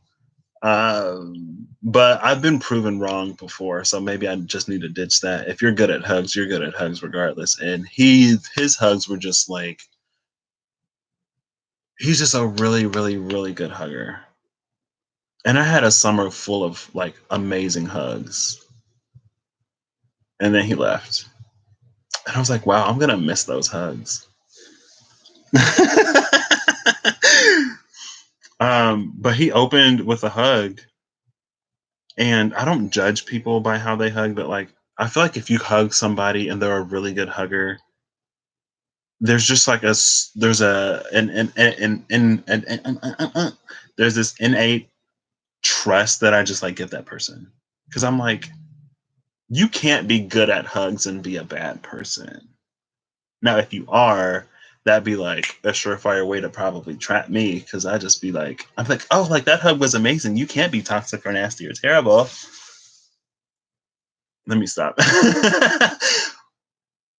But and then the conversation we had, like we talked for a minute. We didn't know where we were going, and it was just like so easy. And I was just like, wow. And we still talk. We don't like talk, of course, because um situations. I don't know why I'm smiling like this.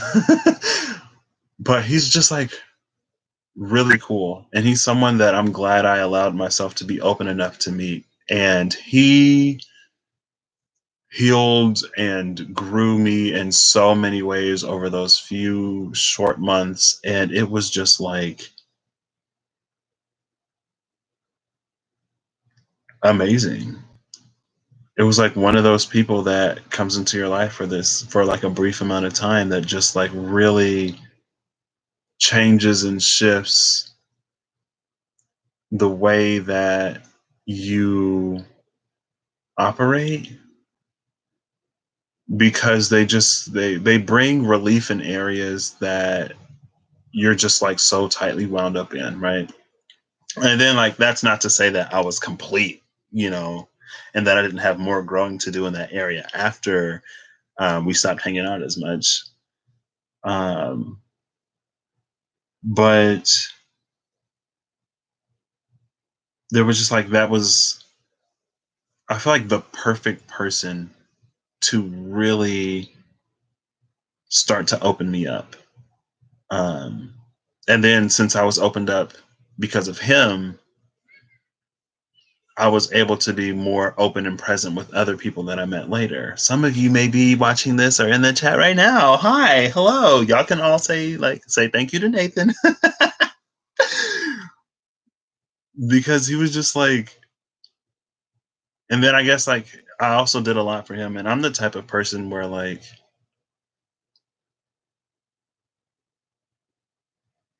I don't know, it's kind of hard for me to take a compliment sometimes, and so like I would, and like because of him, and honestly, like even before him, I've just like really been intentional, or I've tried to be intentional about telling the people who I meet who impact me in like significant ways. Like I've been intentional about like telling them and like thanking them because I want them to realize how much I appreciate their presence in my life and how much I appreciate that impact. Um, Miyoshi. um, but yeah, it's like I want them to know. And so I would tell him like all the time. I was like, not like all the time, but I'd just be like, you know, like I'm so glad I met you because I feel like I've grown and healed in so many different ways. And he would say the same thing. And the last time we parted, or one of the last times, he was like, thank you for also being like this super positive influence and impact in my life. And I know you're not going to see it, but I hope that one day you will, or like one day you'll be able to appreciate that or something like that. And he was right. Like I just, cause like he would say thank you at the same time. And part of me would be like, oh, he's just like being polite or something like that. Right. But that's why, and like he said it a few times, and I'd just be like, "Oh, you're so kind," or "Oh, you're so nice. Thank you for saying that. Thanks for trying to make me feel." I'd be like, "Thanks for making me feel better," or something like that. And so that's why one of the last times he was like, "I know that you don't really see it, but like honestly, thank you because you have been this in my life as well." Um, and so yeah, it's like a lot of opportunities. I feel like they're gonna work out in ways that are a lot less daunting than we think they'll be, but it's still going to call us outside of our comfort zones, right? um but just be open to the healing, because I feel like if you open yourself up, and if you have a little bit of courage or daring or bravery, and if you're willing to step outside of your comfort zone, I feel like you can be healed in ways that aren't, but we only accept it in ways like we only accept it when we accept it. And if we can be open and accepting to different situations, then it could potentially come in a way that is less earth shaking and shattering, right? Because if we're in this space where we have to be completely torn down until we start to open up, And if we're being called to open up, that's the experience that we're going to get, right? So luckily I had, by that time though, I had like worked so much on myself and I had like so much trust and I had like a good support system.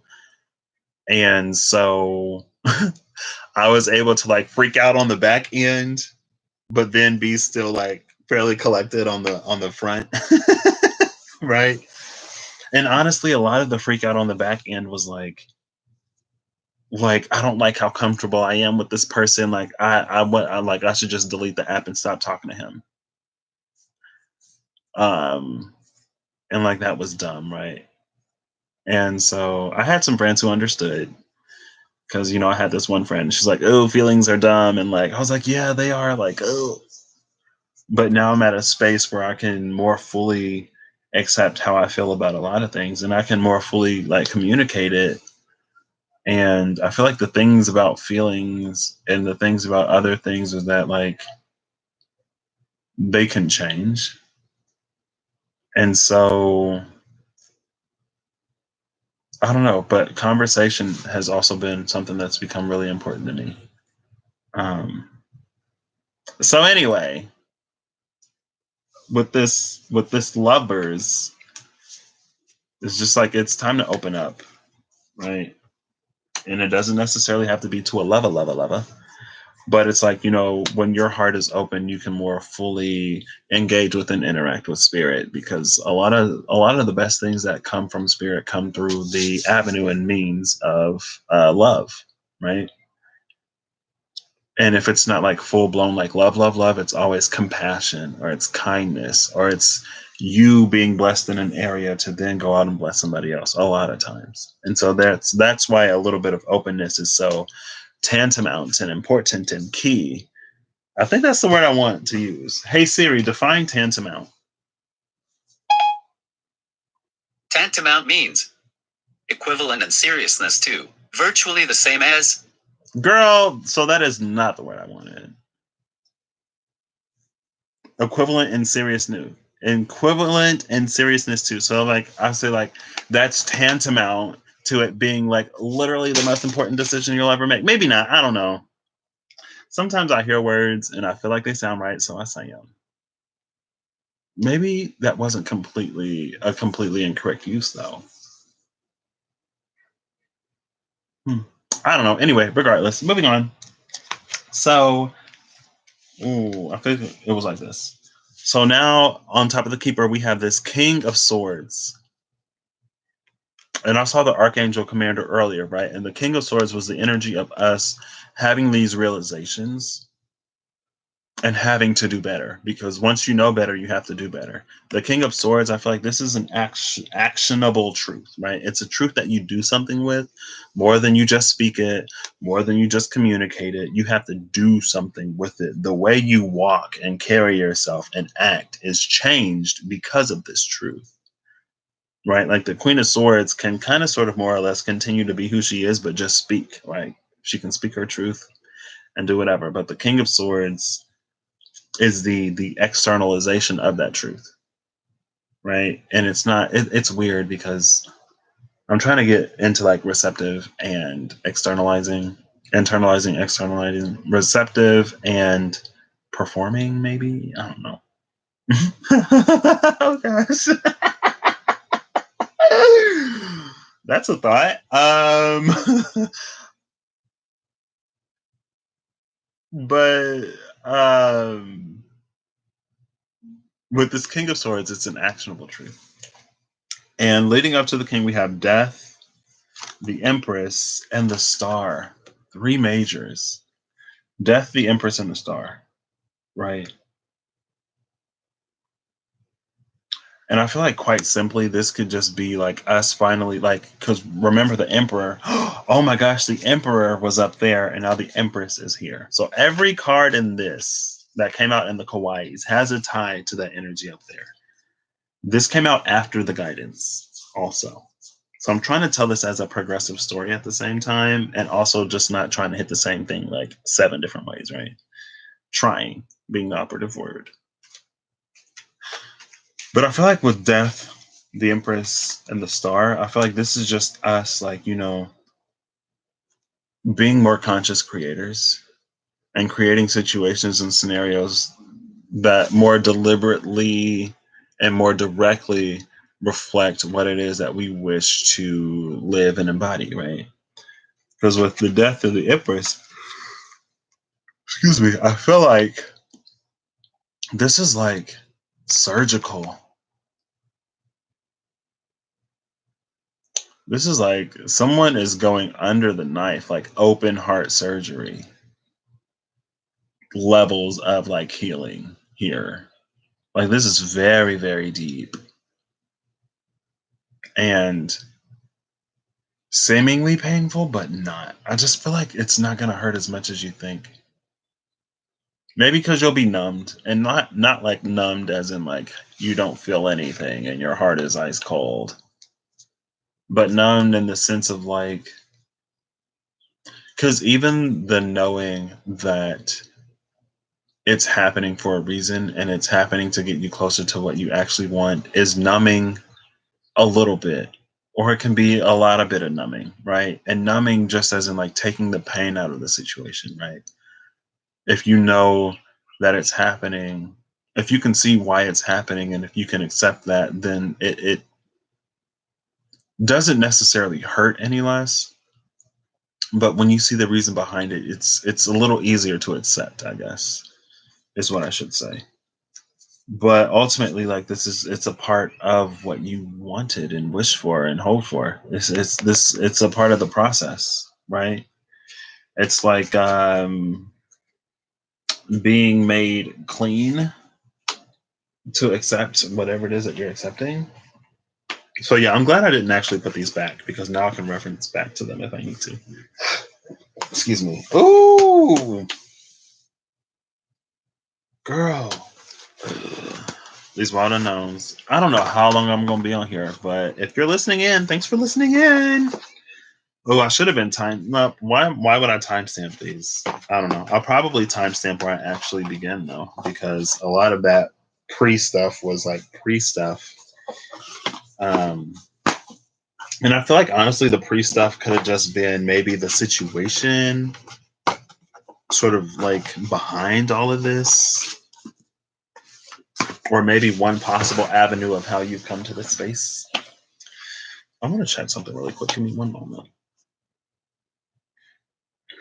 One moment, please. Please wait while I check something really quick. I'm going to be ready for another nap here pretty soon. So I'm going to be ready for a nap. I'm going to be ready for bed. I'm going to be ready for something. Be ready for a nap. I'm going to be ready for bed. I'm going to be ready for something. What that say? You're about to sit outside for an hour. Oh, snap. I need to get outside. I hope that there's still some sunlight by the time I make it out. I hope there's still some sun. Bottom of the deck is the Hierophants. Ka mother. Yeah. But it's the key. Quah, quah, quah, quah. And then there's this dead bird. Oof. See, look at this. We got the Hierophant, the Seven of Pentacles, and then death. You see the crow, and then you see the dead bird. Maybe that's like an ego death.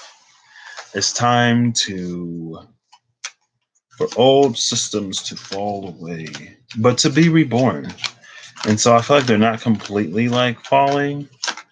It's like they're going through this period of restructure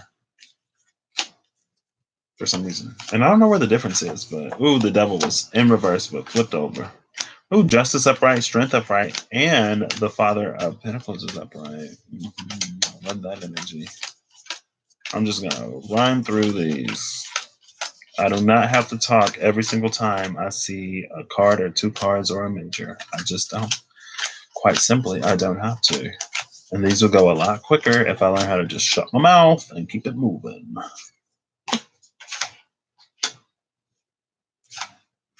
1, 2, 3, 4, 5, 6, 7. 1, 2, 3, 4, 5, 6, 7. And then this is here, and then this goes here. Ooh, okay. So Sitting outside of everything I just pulled for the keeper, I have the Ten of Pentacles upright. This was before the first card, and then the Ten of Cups in reverse after the last card. So that is interesting. That's very interesting. And then here's the Fool in this deck. It's little birdie. It's little bird. So yeah, the crow did die.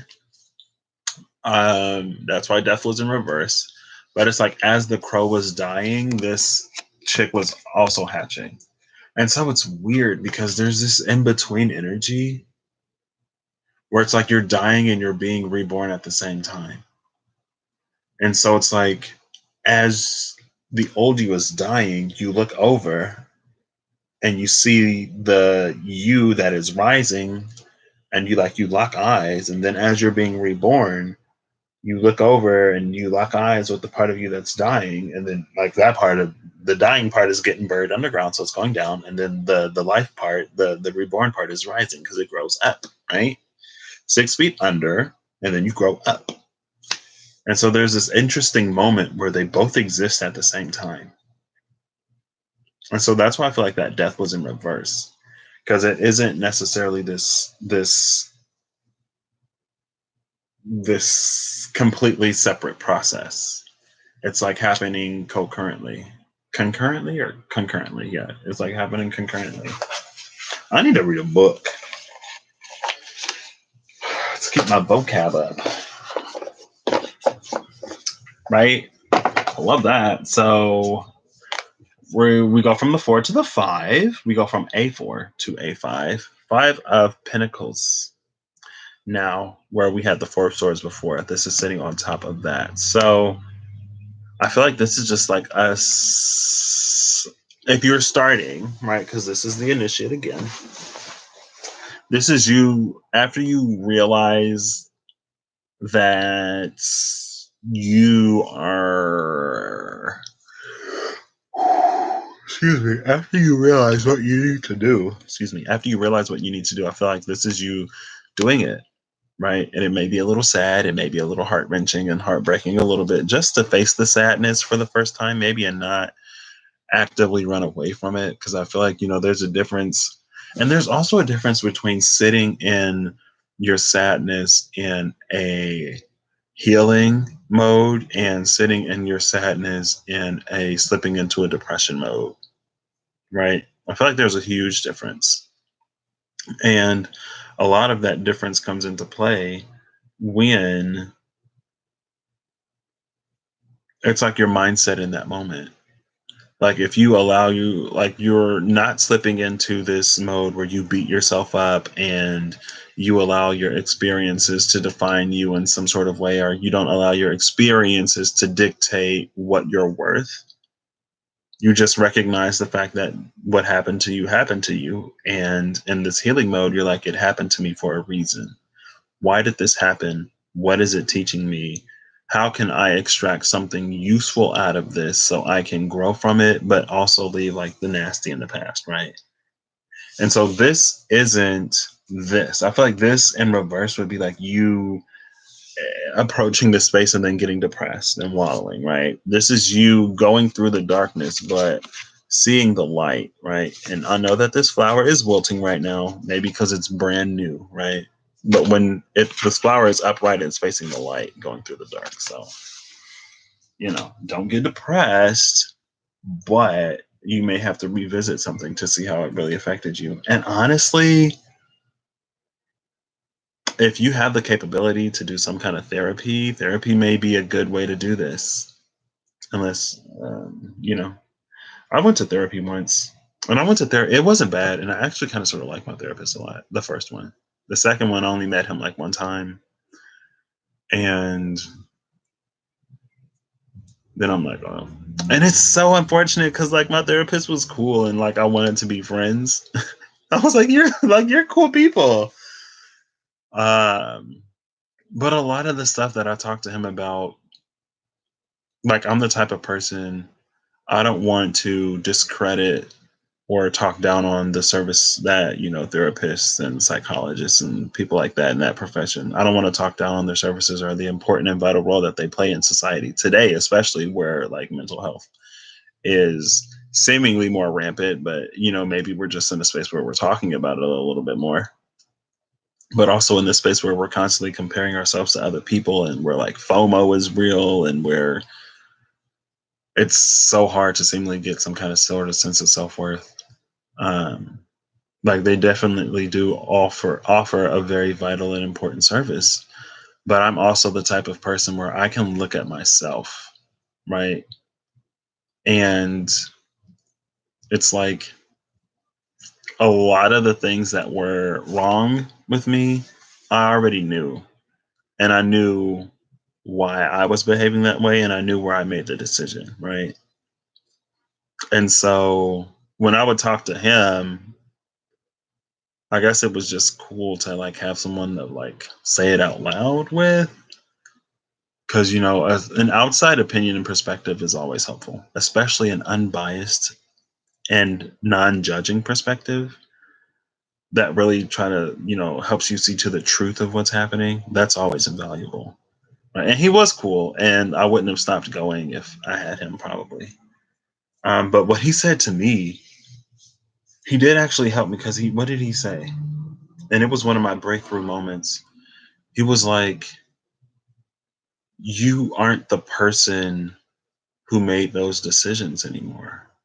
And you're not the person who this, I guess he didn't say to me like you aren't the person who this happened to, but we aren't the people who that stuff happened to, right? Because we've grown and we've evolved and we've changed, and especially when it comes to things that happen in like childhood, right? Like choices and decisions that I made as a child, I'm no longer bound to.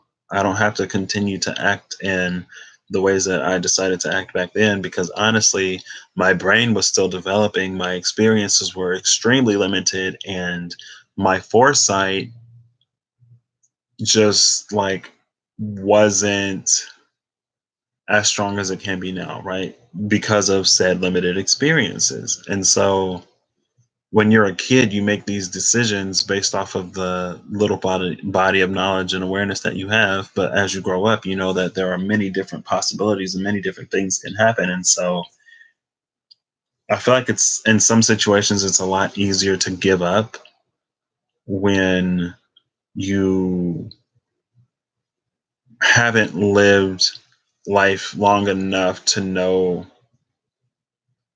that there are these reserves and wells of strength that we have within us that we don't tap into until we need to, right? We don't yet know that we're capable of fighting. And so we make decisions to give up, or we make decisions to like cut our losses, or to play it small and to shield ourselves and to protect ourselves, to keep ourselves from hurting. But if we don't have the experiences to know that, sometimes vulnerability is beautiful and it can lead to the most amazing interactions and connections, and that vulnerability is strength and it's not weakness, and that shutting yourself down is a solution, but it's not necessarily a preferable solution. Like we don't have all of that knowledge and awareness when we make those decisions. Um, and so that's one thing that he said to me that I was like, wow, like you're right. When I was a child, I didn't, live that much life. I didn't know how strong I could be or how strong I was. I wasn't looking at the positives. I was only looking at worst case scenarios and living based off of worst case scenarios. And when you live based on worst case scenarios, it's not really living. It's not a life that's enjoyable a lot of the times. Um, and so, yes, seek out a professional if you have that ability. I know. Oh, I can't even remember her name right now. Princess. I think her name is Princess. Princess something. What's her channel? Miyoshi. I know you know. You sent me a video of hers one time. Because I watched the beginning of one of her videos, and there's this service that she works with, and she shouts them out. But seek a professional if you don't have people that you can trust to like walk with you through this. Or yes. What's her channel name? I mean, she'll probably pop up on my home screen if I scroll long enough. Yeah, there it is, the woke therapist. So maybe check out her channel and see if some of her videos resonate with you, since I'm giving her a shout out. But I know, at least recently ish, She's been shouting out a service where, if you need some help, there are professionals out there. And in like society today, nowadays, you can like do a lot of like e-therapy where you don't have to go into an office, and like they match you with someone who can hopefully help you, right?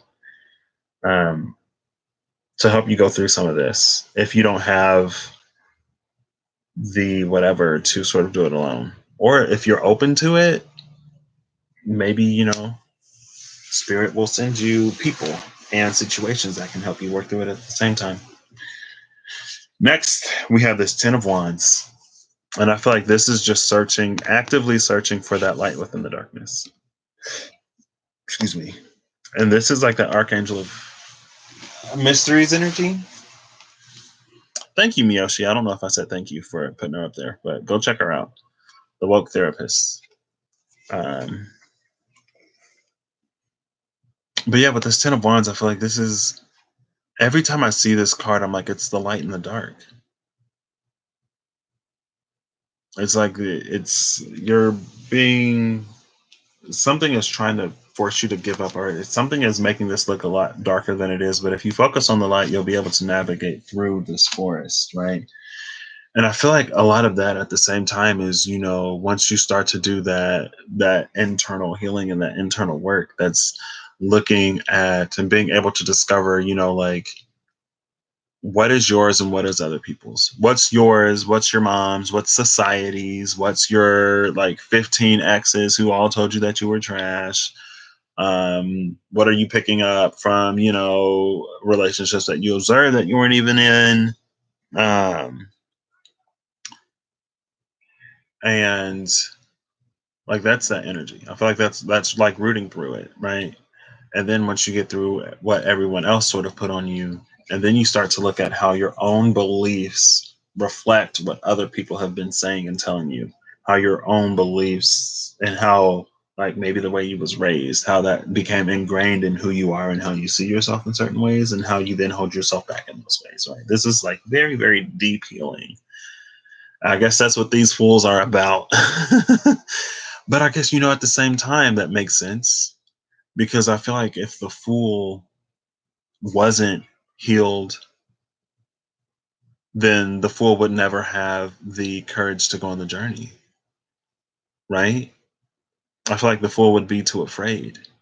The fool would be too self-limiting to allow himself or herself or themselves to go on this journey, right? One second, y'all. I bought this like EOS egg thing. I don't know why I bought this. Like, I've had maybe like two of these before, and I never like them, and then I lose them like way before I run down, and they're like $3. I could have got some 99-cent chapstick. But anyway,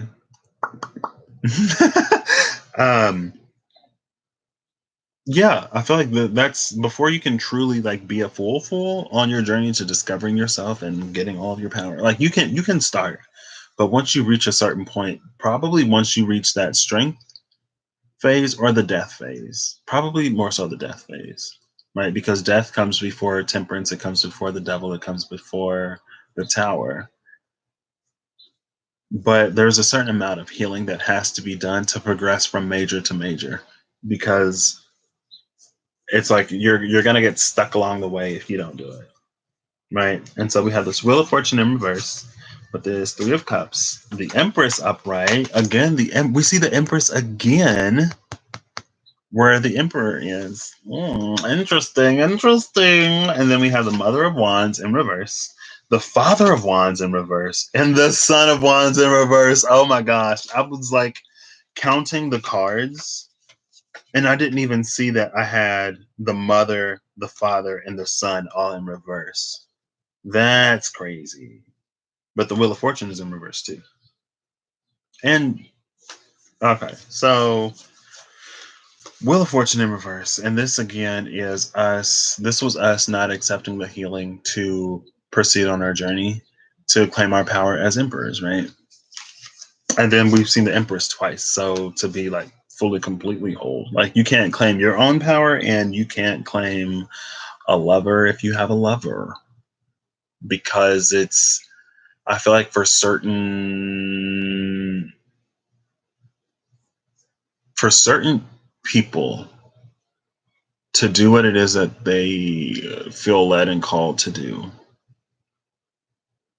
to meet the person or people who will stand by you while you do that, like it requires that amount of healing, right?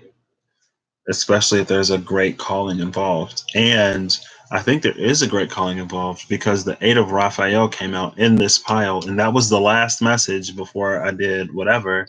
And it said like a spiritual quest, right? I feel like I should read it, but I'm not going to read it again. And so we have this Wheel of Fortune in reverse and this 3 of Cups in reverse, right? So I feel like this is, especially in times like this could be a moment of pause to gather and connect with those who truly give us strength, right? Like these are like-minded people who are helpful, right? And so I feel like, if you have some friends you can trust who aren't necessarily going to project their backstories onto you, and even if they do a little bit, it's just like, you're going to help each other process through it. And as long as you have like the discernment in yourself enough to know that, like, okay, so this person is giving me their story and their perspective, but we are like as similar as we are, we're different people. And so like what they're saying in this part of their story resonates for mine, but this other part doesn't necessarily resonate for me. Right. So it could be a moment to pause and to seek strength in community, strength in numbers, favorable community, right? Especially, people say soul tribes, spiritual family, stuff like that. People who can really help you like get to the bottom of this, and people who can just really serve as a support for you, to get you into this energy where you can stand unique, proud, and strong, where you can be fluorescent and glow in the dark, where you can be a light in the dark, even if you are just like this super cool tree. That's like what they call glow in the dark. But then we have this whole family in reverse. This is interesting because we have this 3 of Cups with the 3 birds, right? You got 3 birds on a branch, and then you got 3 snakes in reverse. I don't know why that's so funny to me. And then you see the eggs down there. Oh goodness! Oh my gosh! Did this Mother of Wands eat? Did this Mother of Wands eat the bird's parents? And now she's warming up these eggs so that when they hatch, they can have some chicken nuggets, some chick and nuggets, so they can eat the chicks after they. Is she hatching these eggs just to eat them? Girl, girl.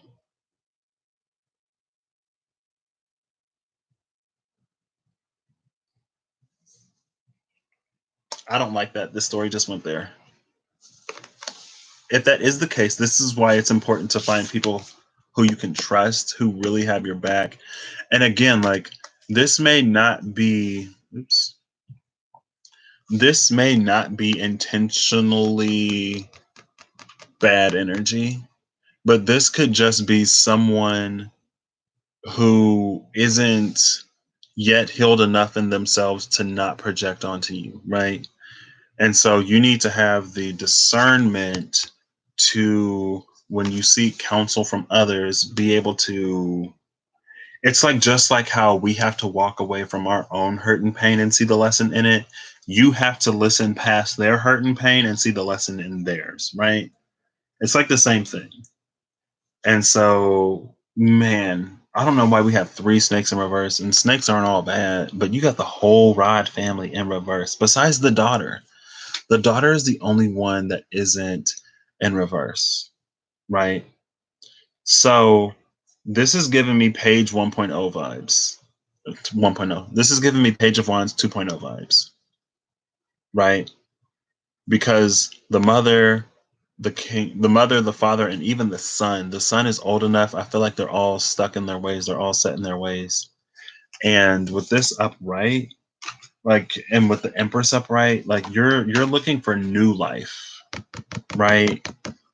And not this old, outdated, not gonna work stuff. And so it's like take it with a grain of salt, but more than take it with a grain of salt, extract the lesson from their experience, right? And be careful that you don't allow others to project themselves onto you in ways where you start to manifest problems that aren't even problems for you. And with this high priestess, you're just gonna have to be like, it's funny because the high priestess came out, was the first card out with the initiate, and now the high priestess is here with the seeker. Man, my head is starting to hurt a little bit. But this is you having the knowledge, awareness, and discernment to do exactly what I just said, right? If you seek counsel from other people, extract their lessons and leave the projections. Because we are all different and we have different histories and different ways of processing through things. We have different families. We grow up in different environments, and some of the issues that we may have, although we find ourselves in similar situations, our issues may be different, right? It's like everyone, okay, this isn't a great example, but if everyone went to prison for the same thing, some of the first conversation wouldn't be, oh, so what are you in for, right? Or even with like AA or with anything, anytime you go to seek help and there's some like counsel or there's some community there, if there's community around this facility or this body that is at least in title or word intended to help, heal and rehabilitate and correct, socially disruptive behavior. Then it's like, what are you in for? What is, like, even if you go to AA, like, more or less why everyone is in AA, right? But the reasons and the things that led them to be there are going to be different.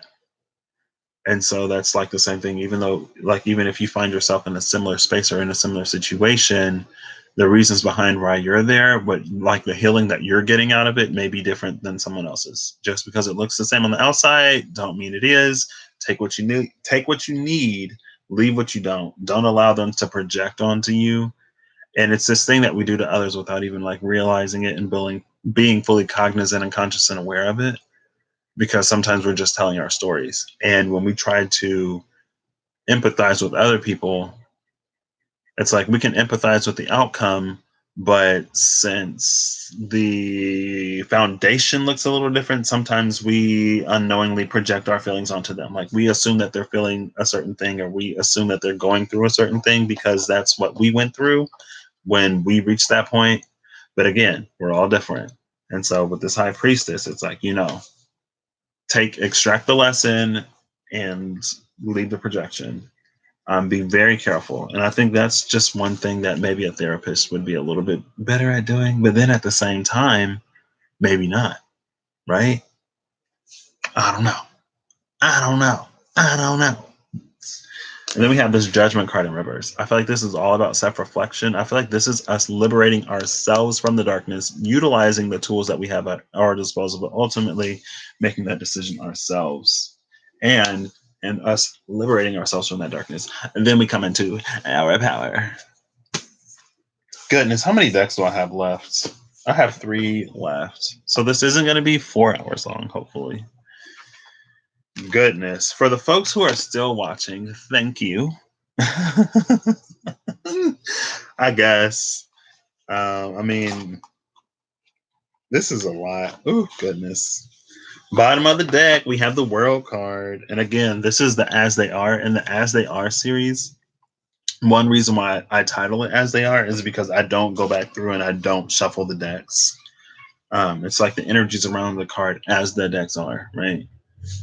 And so I just feel like energetically that kind of sort of like, because if I'm pulling around a certain energy, it's like it's already there, right? It just kind of sort of makes sense in my head when I started doing this. Okay, that's all you need to know. If it resonate, it resonate. If it don't, it don't. I'm sorry. Oh, 9 of Wands right under this World card. Why did I just get so defensive? Okay, we're looking for the Fool. What does the Fool look like in this deck? Actually, in this deck, I confuse the Fool and the Six of Wands sometimes. And that's an interesting sort of problem to have. Yep, see, there's the Six of Wands. The Six of Wands was in reverse. There you go. There's the Six of Wands, and then I'll show you the Fool when I find it. Ooh, Nine of Cups is upright. Oh, wow. Oh, I love this. So the Queen of Cups is upright. Well, this Four of Wands is in reverse, so maybe stepping away from that. And the Four of Swords is in reverse. 2 4s in reverse. With the Hierophant in reverse before that. So, and the Devil in reverse before that. So, what this ain't. So we got this Eight of Wands in reverse. Okay. Before this, I'm sorry I'm going back so far. We have this Three of Swords upright. This is the heartbreak, right? And then we have this Eight of Wands in reverse. This is a sudden, I'm getting this as like a sudden realization that with this Devil in reverse, even though like you were in this Three of Swords heartbreak situation, it's like when you really think about it, you just have this like aha moment, like, wait, that mess was toxic and nasty. Ew. And then you have this Hierophant in reverse where you're like, it's like I dodged a bullet type of energy. Like, I'm so glad either A, I didn't fully commit to that, or that B, like that commitment is over, because with the Devil in reverse prior to that, it wasn't a good situation to commit to. And then we have this Four of Swords in reverse, followed by this Four of Wands in reverse. And like 4-4, right? 44. And I just feel like, ooh, the colors are similar. I just feel like someone was like really in their head. Excuse me. They weren't seeing the red flags for what they were, and they were ready to celebrate when they should have been ready to like do a jailbreak. But now we have this Queen of Cups upright, followed by the Nine of Cups upright, which I feel like is like ultimate self-love, right? And then that leads to this Three of Cups celebration. And then we got this Three of Wands, which is like movement, right?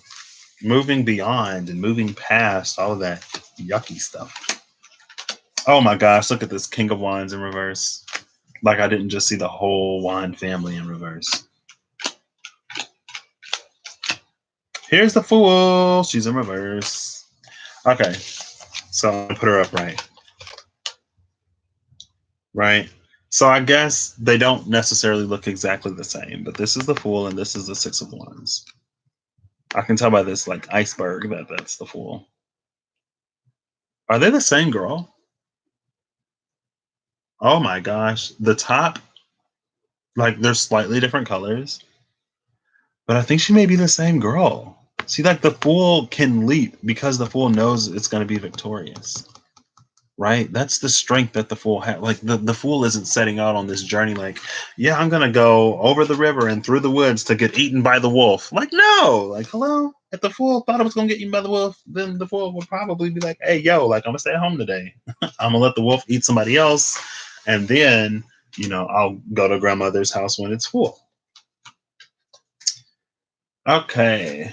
This is interesting. 1, 2, 3, 4, 5, 6, 7. And then this goes here, and these come here. So left at the bottom, or before I'll pull this out, is the Three of Pentacles in reverse, right?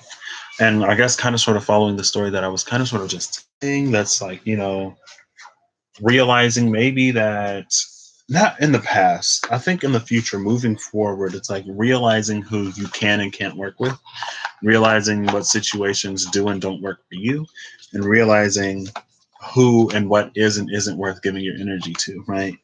And once you come into this self-healing energy, the situations that you allow yourself to be in and the people that you allow yourself to be around should change, right? And maybe, I guess, if you were always surrounded by amazing, encouraging, supportive people, then it won't change too much, right? But as your self-worth increases, then the situations and people that you're involved with should change, right? Because, everything is reflective. And so we have this Two of Pentacles upright. I thought it was in reverse, but they're upright. I mean, in reverse, they look the same. This is giving me world card energy. This is giving me strength energy. This is giving me high priestess because it's these two crystal balls, I guess. um, but yeah, this is giving me world card energy because if you, I have my first playlist on the channel now. I made a playlist for the meanderings. So meandering through the majors videos 1 through 6 are on the playlist tab now. I think I also have a playlist called Them Tunes or These Tunes. And there were some of the songs that the wonderful, gorgeous, beautiful, amazing Miyoshi sent me the other night.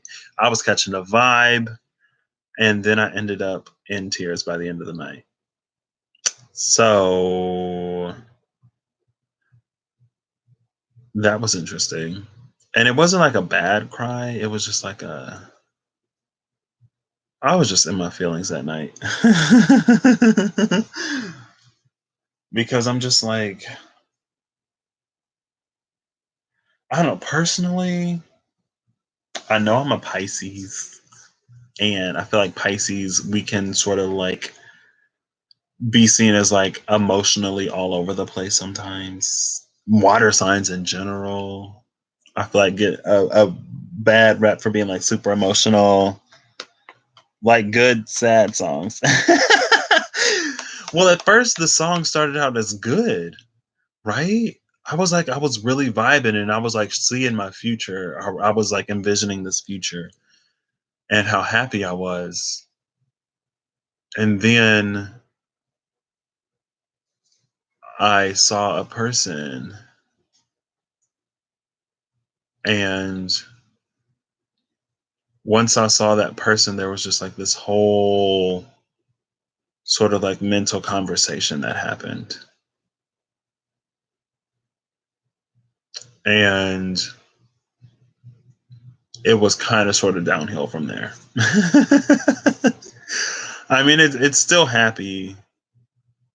It started out as like kind of sort of happy crying because I could still feel like my future just as bright, just as vibrant and radiant, if not more so than it was before. But then the space comes in and I'm like, oh my gosh, like what is happening between us right now? And like a whole conversation. I'm just like over the emotions. Like I'm not over it, but I'm just like tired of the roller coaster. But since then, what was that? 2 nights ago, maybe? But yesterday, I was just like vibing high. Yesterday or the day before. And I'm just like, why am I feeling this good? This is kind of weird. And I just like laid in my bed at one point and just like took it in. Um, but yeah, why am I talking about that? Because the meandering through the majors playlist. I have a playlist, and I'm probably gonna start an as they are playlist too, because this is the second video. I want series on my channel, I guess, and I think I pretty much decided that I'm not gonna read Aries second decan, and I wasn't necessarily gonna come on today either. But then I was just like in the shower. I think it was before I got in the shower. I'm laying in bed. I'm like, oh, it's April Fool's today. I wonder what card is around the Fool. And then I was like, as they are, time to pull out all the decks. But this infinity symbol is the same shape as Ouroboros on the world card. And meandering through the majors 6, I believe, and that's meandering through the majors VI for the people who struggle a little bit with Roman numerals. Um, and it also gives me strength vibes. It can be strength or justice because that's the eighth major, right? If the Fool is 0, then it's the 8th major. And also, and then I tried to make this something. I was like, well, that's 2 pentacles, but it could be like 2 crystal balls. So like 2 high priestesses are 2 intuitive people that are entwined and entangled, but separated at the same time, right? It's like they each hold their own space. Anyway, we're starting with this 2 of pentacles. And I feel like with this initiate, I feel like that's us coming into the space where we are juggling the higher and the lower realms and realities right now. 2 days ago was off. Yeah, I was like feeling really, really, really good in the daytime. I was vibing so high. I'm like, what is up with my heart right now? And that's why I started like, happy crying, just like really touching into my future and just like projecting myself out there. And then at one point, it was almost like there was this like, what about me type of energy or feeling that sort of came in towards the end, right? And that's when it threw it off for me. That's when I started crying and having like the whole conversation. I'm just like, what about you? Hello? Let me stop. I take that back. I didn't say that. That was never a part of the conversation. But I'm just like, man, I was just like living it up. I was living it up. And I was like, wow. Like I think I even told you like I feel like I can feel my future. And it just feels like gorgeous and beautiful, and there's so much love and so much stress and worry that's just like not there. So much like comfort, love and comfort and family, and just it was gorgeous. And then I'm not gonna say it fell apart. Um but yeah. So yeah. Anyway, Two of Pentacles. I feel like this is us balancing the lower with the higher. Us going through whatever we're going through down here, but sort of knowing like what it's really about, right? This could be the 3D Earth. That could be the 5D Earth. And this card could be symbolizing us making the choice because, it's all vibration and frequency. And I've been watching a lot of clips on YouTube right now from a lot of different things. And I saw a clip from Supergirl where Barry was explaining to Kara the multiverse phenomena, right? And he went to the chalkboard and he was like, say you have all of these different Earths and they all occupy the same space in roughly the same time, maybe, but they vibrate at different frequencies. And since they vibrate at different frequencies, they can't see each other and they don't usually interact with each other, right? And that's exactly what this is. That's like quite literally the shift. When we change our frequency, with people talking about these converging and diverging and all this timeline, whatever, it's like our faith and our belief is creating the world that we're coming into. And I saw that, and I didn't even like. I'm just watching it because I'm like bored or whatever, just engaging in a little bit of mindless entertainment, as I am as I am entitled to. And I saw that, and it didn't even click for me. But he was like, "Yeah, there's like all these Earths, and they vibrate at different frequencies. And so, let's say you have this world where this happened, and you have that world where that happened, and then you have this world where coronavirus doesn't wipe out the entire planet." What? Yeah, I was just watching the clip from Supergirl. But I mean, it's also kind of sort of like, I feel like it's accurate. And I've seen some people talking about it, but I feel like in like December, maybe is when it started to become really apparent to me. As far as Atlantis, oh, like there's an Earth where it's still there or something. Ooh. But yeah, in December, I started like stuff started happening or something, and I'm like, this is a selection process. And at first, I felt like it was selection, right? But now it's just like, it's choices and the frequencies that we choose to vibrate at. So that's interesting. Oh, if it's not in your reality, you probably wouldn't see it. Exactly. If you're not on that frequency, if you're not on that plane, you're not going to see it. It's like if you're not tuned into that radio station, you're not going to hear it. That's what a lot of people say too. Then I have this hermit in reverse. Hermit in reverse. Hermit in reverse first. Hermit in reverse. This is deep internal reflection. Like, look at her standing in front of that mirror. Standing in front of the mirror. Is that a mirror or is that just glass? I used to think that was a mirror, but do y'all see her reflection? I don't see her reflection. I just think she's standing in front of glass from the outside, on the outside looking in. Oh, that vibe.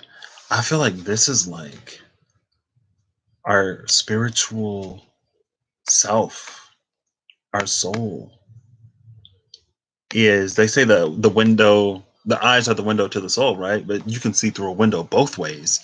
And so now it's like our soul is looking outside the window at us and the choices that we make in our lives and our mindset.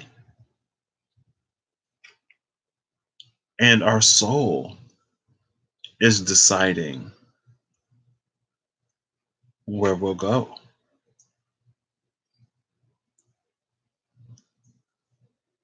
And our soul that is connected to, the greater soul, the one soul, right? Because we're made in his image.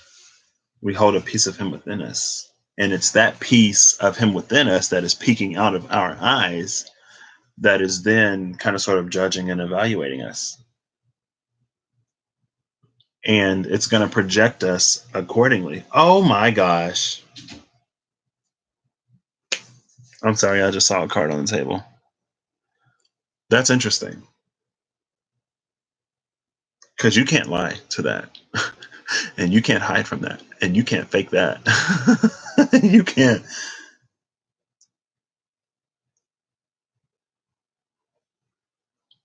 But it's like it's always aware though. So maybe there's like, okay, I don't know if any of you have ever seen The Magicians, but it doesn't too much matter. But let's say that like there is this, like you go in hermit mode and you go within. You're going within and you're going within and you're going within. And let's say that as you go into hermit mode, you go to the depths of your brain. Ooh, you're journeying through your brain, going through all of your memories and all of that stuff, right? Your mental plane, right? And once you exit the mental plane, you enter the heart space. And then you're like journeying through your heart and you're rooting through your heart, right? Looking at feelings and things that have happened to you and how it made you feel and sorting through and healing and sifting through your emotional body, right? And then at the core of your emotional body, at the core of your heart space, there's this window. And that window is like the gateway to your soul. And that's where your truth is. And so maybe someone is like, or maybe we or someone is so deep into the hermit mode that they've found this window. It may not yet necessarily be the door to completely walking into that space, but it's definitely a window to look into that space and then to allow you to look at you on a soul level. Oh, that's deep. That's real deep. Actually, excuse me, I don't know if this is for everybody, but this is for folks who are doing like the deep real work.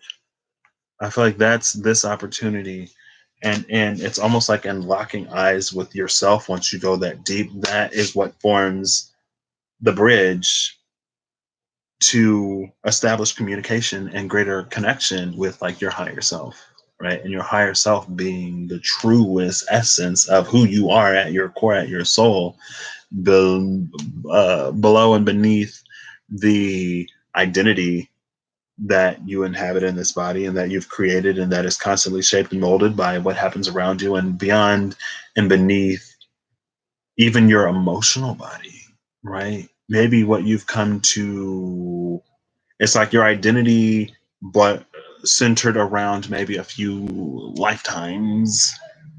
But below that, it's just like who you are in your truest essence, right?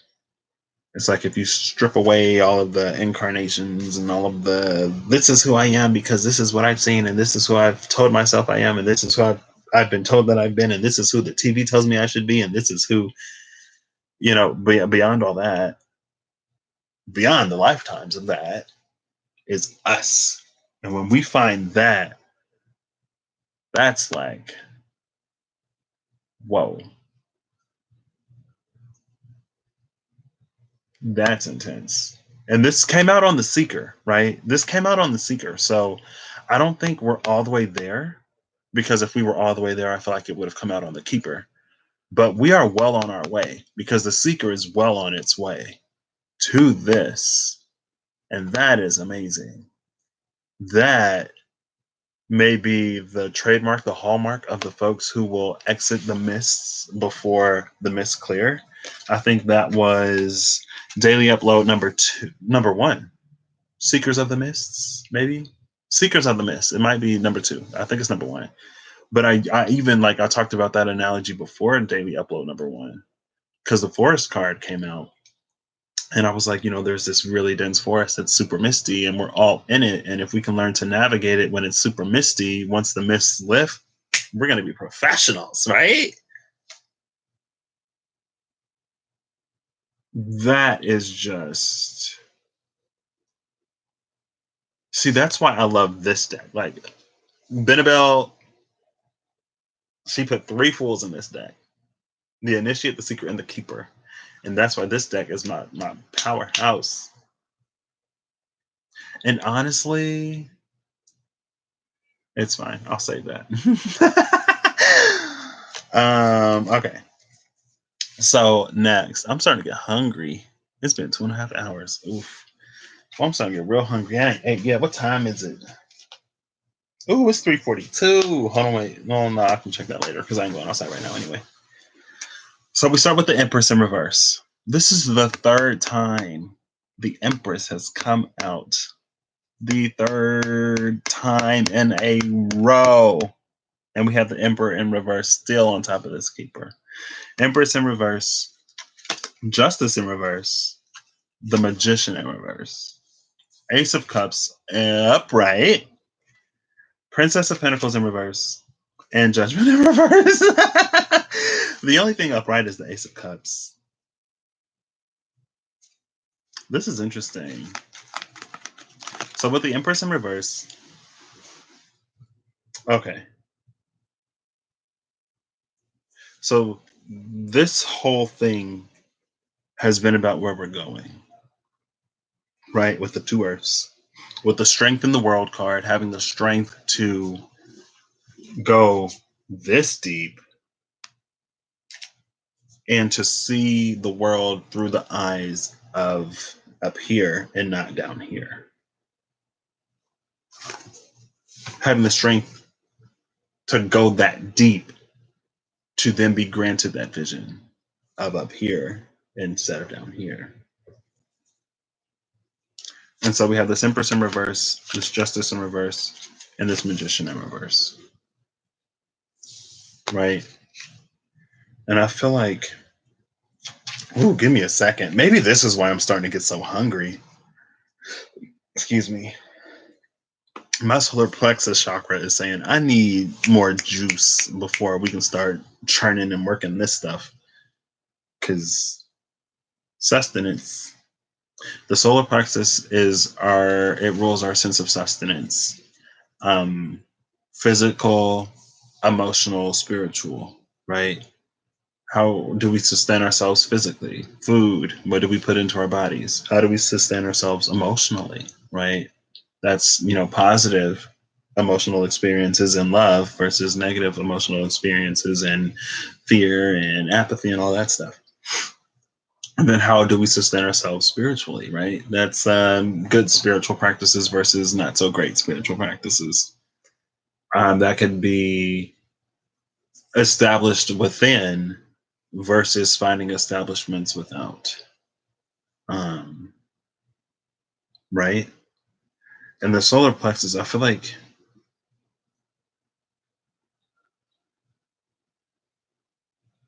there's this, the word that came to my mind is unsustainable. Like the word unsustainable popped into my mind, but the train leads me to the word insatiable, if that makes any sense. Like the line of thinking led me to the word insatiable, but the actual word that popped into my mind was unsustainable. I don't think there's necessarily a difference in this case. Like there's an unsustainable appetite, right? It's like, look at her. You can't live off of bananas, girl. I mean, like, you can eat bananas, but you need more than just bananas. But I don't know why. Where do I get unsustainable appetite from? Empress in reverse, Justice in reverse, and the Magician in reverse. Oh, duh. Okay. Thank you. See, sometimes I feel stuff in my body more than I get the hit sometimes. Sometimes. Because I'm like, I'm getting hungry, right? I'm getting hungry. And I'm talking about this. I'm talking about this on top of the keeper pile, right? And the keeper is all about the archangel of healing. And I need to blow my nose. Ugh.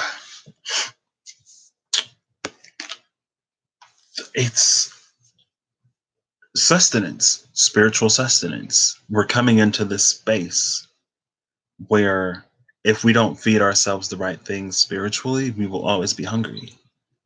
And you can't come into this emperor in reverse. You can't come into the emperor upright energy with a bad spiritual diet. It's just like not going to happen. And so maybe we need to change the things that we look at and consume spiritually as well. And it's funny that like I'm not even that hungry anymore. It's like the hunger came and it went, it passed. But I don't know how that ties into these cards specifically. But that's what came to me. And maybe like with the Empress in reverse, with Justice in reverse, and with the Magician in reverse, I feel like this is creative power. Like this is receiving everything we want, and this is like manifesting, like going after it in a way, right? Like things come to the Empress, and the Magician does tricks. But there's this justice in reverse. There's this imbalance between what we wish to manifest and what we are receiving, because we are operating at like half power or less, because we're not giving our body spiritually the things that it needs to manifest and create the things that we are hoping to manifest and create, because we are not yet healed enough to really be able to differentiate what is good and what isn't good. And it isn't necessarily a good or bad thing spiritually either. It's like, you know, what progresses me and what keeps me running the same circles that I'm in. Right? Because sometimes we need to leap. These are all around the fool. It's all about leaping. You're not gonna get, it's not always a comfortable step-by-step type journey, right? Sometimes you gotta leap to really get there. And so we should spiritually be like leaping at some point. We should be diving in, right? And then getting accustomed to the water. Because if you dip a toe in the water, how long is that going to take you to get adjusted to the water, right? Your toe might adjust to it, yeah, but then, you know, you stick your leg in and then your leg is cold and you're like, oh, I thought I was adjusted because my toe finally got warm. It's like, yeah, your toe is adjusted. So you can do this bit by bit by bit by bit by bit by bit, or you could jump in and just, I don't know. But my hunger is gone now. So, hey, we got the Six of Cups. Dive into the water. I feel like that is the spiritual deprivation tank. Just jump in and allow yourself to be, oh, what is that word? Just like not stripped naked, but to allow your essence to be laid bare, to allow everything to fall away and for you to discover who you actually are and to analyze and observe yourself in different ways and to see where and how things are sort of connected and where it goes wrong. Like there's this entire constellations, there's an entire night sky universe, but it's so compacted and dense and heavy that you don't see it. And it takes this tank to allow it all to dissolve and spread out in order for you to see the connections in between. It's like there are these stars in the sky and this like dot to dot, where you draw out the constellations. It's like, oh, those 5 stars, that's six stars. That's the Big Dipper. That's Ursa Major, right? Or Minor. I don't know. But it's gonna take, like, this is the gross stuff, right? And it's not gross as in nasty. Again, it's just like it's the basis, the most elementary, the most rudimentary. It's gonna take us to see it in a different way and to also be ready to like drop it, right? Because then we have this judgment in reverse. And judgment in reverse is the last card before I get to the 7th card, where we had this hermit in reverse before. And I love this because remember I said, like, this is our soul looking out of our eyes. This is our soul in that space. You see the one mirror, but with judgment, you're both there. You can see them up here and they can see you down there, and you have this clear channel in between both mirrors of communication. Oof. Okay, throat, what's that?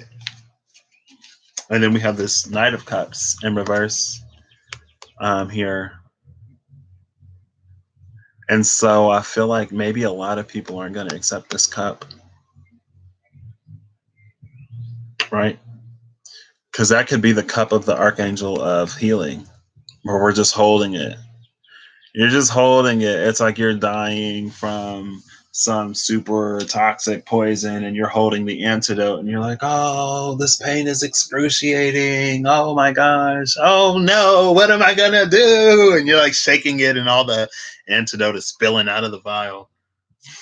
And then someone like sitting like everybody right next to you is just like, they're drinking the antidote. Well, okay, not everybody, because I feel like, not everybody is necessarily doing that deep level of healing, but, it's like you're holding the antidote in your hand, freaking out and shaking it and like, why aren't you down here helping me? And then it's like, the antidote is in your hand. Why aren't you drinking it? It's that, because 5 of Cups, somebody is still struggling to like, you want the orange cups or you want the blue cups? And you're like, well, there's only 2 blue cups and I am quite thirsty. I am quite parched. I'm quite parched. And so maybe I will take the orange cups because there's 3 of them. And the orange cups are the cups that hold the poison. You got 3 poison cups and 2 antidotes. And so it's like you go through the bad cup, you go through the good cup, and you're fine. And then you go through the bad cup, and then you go through the good cup, and you're fine. And then you go through the bad cup, and now you're just like wreathing in pain on the floor. And then you have the last, blue cup in your hand, but you're not drinking it. Sometimes, maybe this is just like the weird depressed state I would find myself in a lot of times. It's like sometimes I would like to be depressed and miserable. And it's like that song, like Pain, without love, pain can't get enough pain, because I'd rather feel pain than feel nothing at all.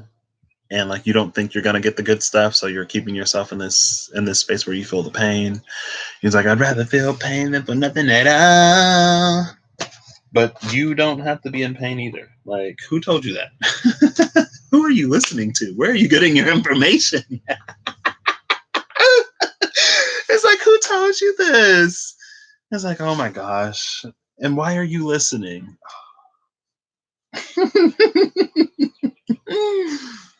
And then there's this part in you that's on the inside, just like screaming, like, drink the antidote. Stop breathing in pain. You got this. But then you're just like, oh my gosh, what's happening? Oh, I just got an email.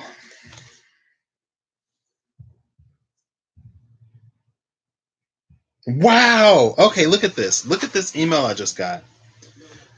Discover and look at this email I literally just got. Look at this. Y'all see that? Discover and unleash your it factor. Discover and unleash your it factor from the Purdue Alumni Association. Thank you for that confirmation. Not everyone is going to claim their it. Everyone wants to have it. Everyone wants to be it. But at the end of the day, a lot of folks ain't going to be it. Because they just don't want to be. Honestly, they don't want to be because they don't think they can be, or they don't think that they're worthy of being it, or whatever like that. And so they're not it. It's like the game of tag, right? Everyone's trying to. No one wants to be it. Like, tag, you're it. Tag, you're it. Like, if I was it, I ain't tagging nobody else. Like, I am it. Thank you for recognizing. Like, you know what I mean? Anyway, let me not get too far down there. I have 2 decks left. Everybody want to be it.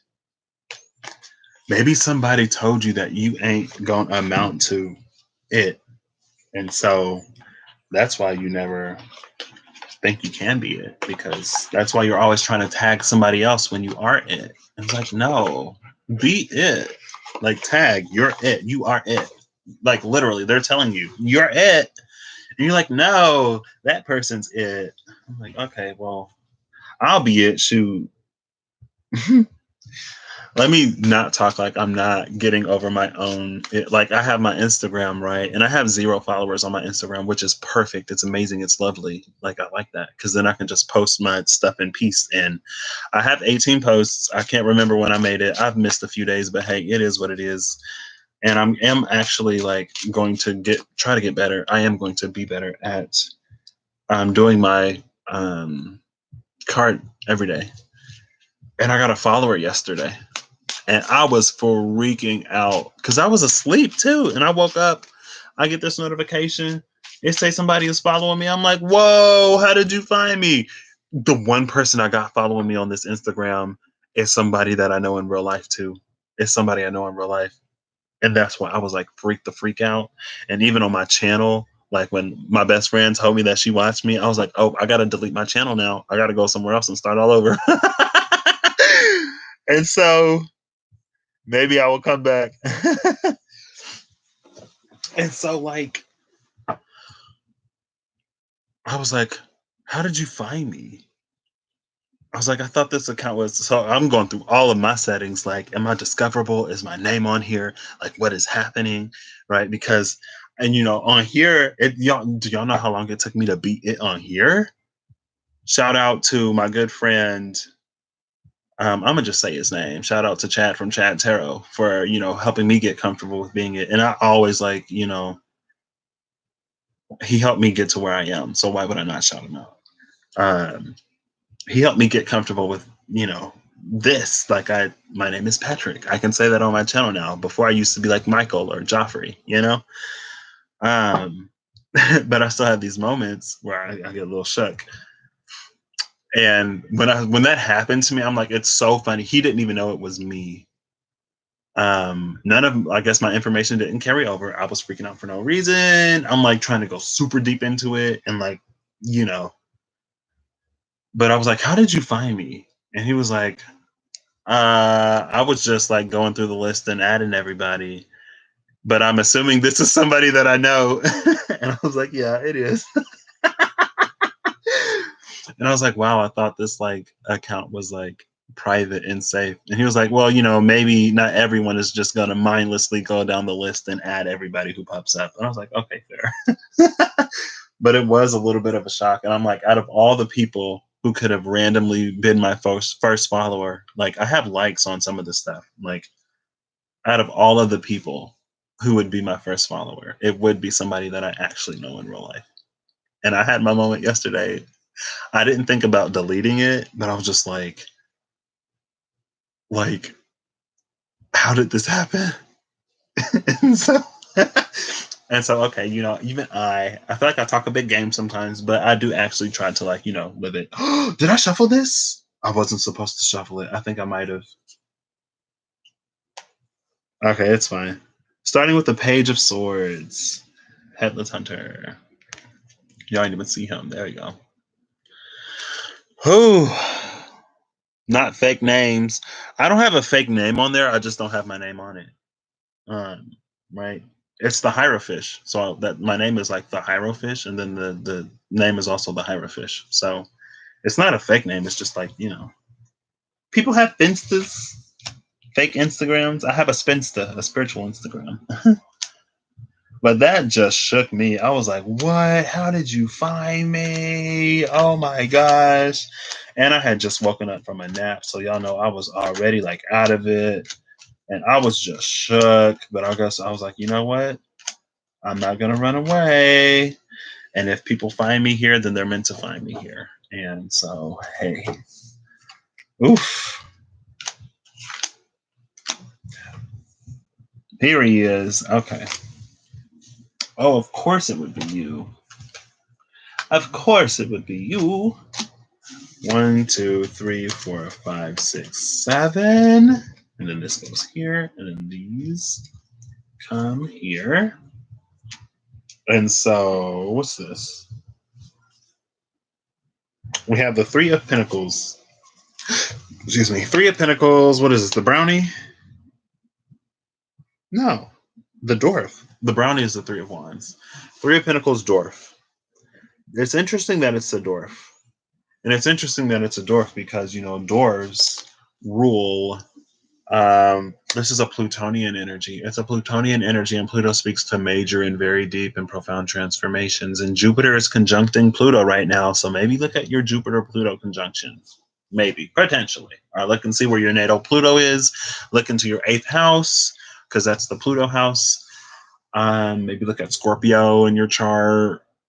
Why am I talking about? Oh, yeah, because the Three of Pentacles, the dwarf.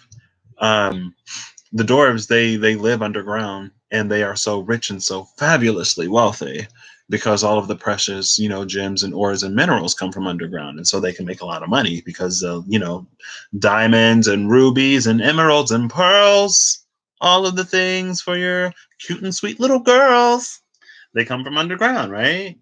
I don't know who's buying their daughter diamonds and rubies and pearls and emeralds and sapphires and blue lace agates and turquoise and malachite and amethyst and tourmaline and shungite and what's the other one? Obsidians and rainbow obsidian. Even though I'm partial to black obsidians,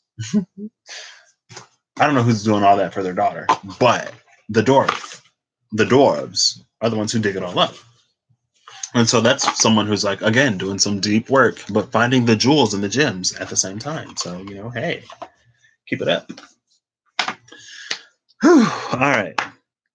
Joffrey and the other name. Oh, no, when you went live. Oh, okay. Yeah, I did. I'm Joffrey. Welcome. I did. You right. I remember. You were there in the beginning. And then everybody started calling me Patrick, and it high key freaked me out a little bit. High key freaked me out a lot of bit. And it's that's not the first time it happened to me. Because there was someone that I kind of sort of used to work with, but I just knew him. And he was on Twitch. And I came in and I was like, hey, it's me. And then he was like, oh, hey, Patrick. And so everyone on Twitch calls me Patrick instead of by my username. And then it kind of happened over here. And so, some folks came to know me as Patrick. And so it was an adjustment for sure. But at the same time, it's been part of the journey that I'm on. Being comfortable being seen and being a little bit more present, because if I had it my way, I would be behind the scenes. And I would still have my own thing, but I don't necessarily need or want even 100 subscribers. I'm perfectly fine to stay obscure. but that's something that I'm also getting over, I guess. So yeah, I forgot about that, Miyoshi. Yeah, I did do that. You're right. You're right. Okay. So we're starting with the Seven of Swords cannibal. He's a man eater. Y'all see that little dude in his hand? He looking at that like, oh, look at that snack. Like when he call you a snack, and so you go to meet up with him, but he's a giant, and you're literally his next meal. Oof. But the Seven of Swords speaks to thievery, deceit, and robbery. And this is interesting because I'm seeing this as like a giant shadow. And maybe it's our ego. And I remember in daily upload number 7, the way to the stars or the path to the stars is to trek through the mountains or whatever. I think this card actually came out and I got like someone is like eating stars. Like literally eating stars, and then they're wondering why it's so dark at night. And it's like because you ate all the stars. And I don't know, I guess it's a new moon. Or you ate the moon too. Oh my gosh. Hopefully you didn't eat the moon, because if you ate the stars and the moon, then you're definitely, you know who that is though? That's like Kronos vibes.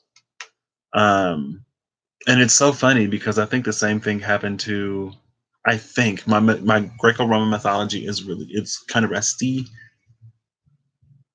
but I think Uranus and Gaia, like Uranus ate the Titans because Uranus was told that one of the Titans would kill him, basically. And I think Kronos was the Titan who ended up killing Uranus and cut him open to free his brothers and sisters, right? And then Kronos and Rhea maybe got the same prophecy. And so Kronos ate the gods, and Rhea, I can't remember if that was her name or not, but Rhea wrapped up the Omfellow stone, right?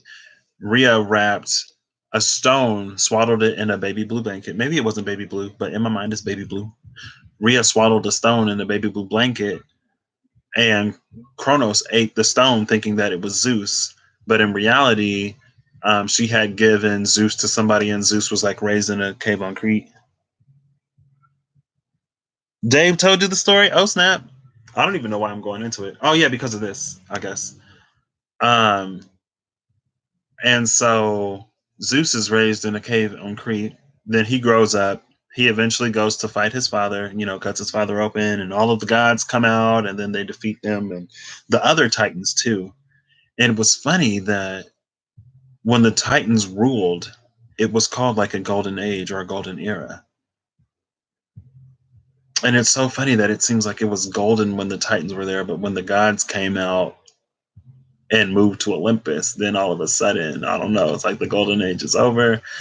Some of those gods, like even with Zeus, like he would get people pregnant, and then Hera couldn't do anything to Zeus, and so she would punish the people that Zeus got pregnant. And it's like, girl, get your man. Hello? Like I didn't even ask for this. Like what, Leto and the swine, like Zeus came to her in the form of a swan and impregnated her.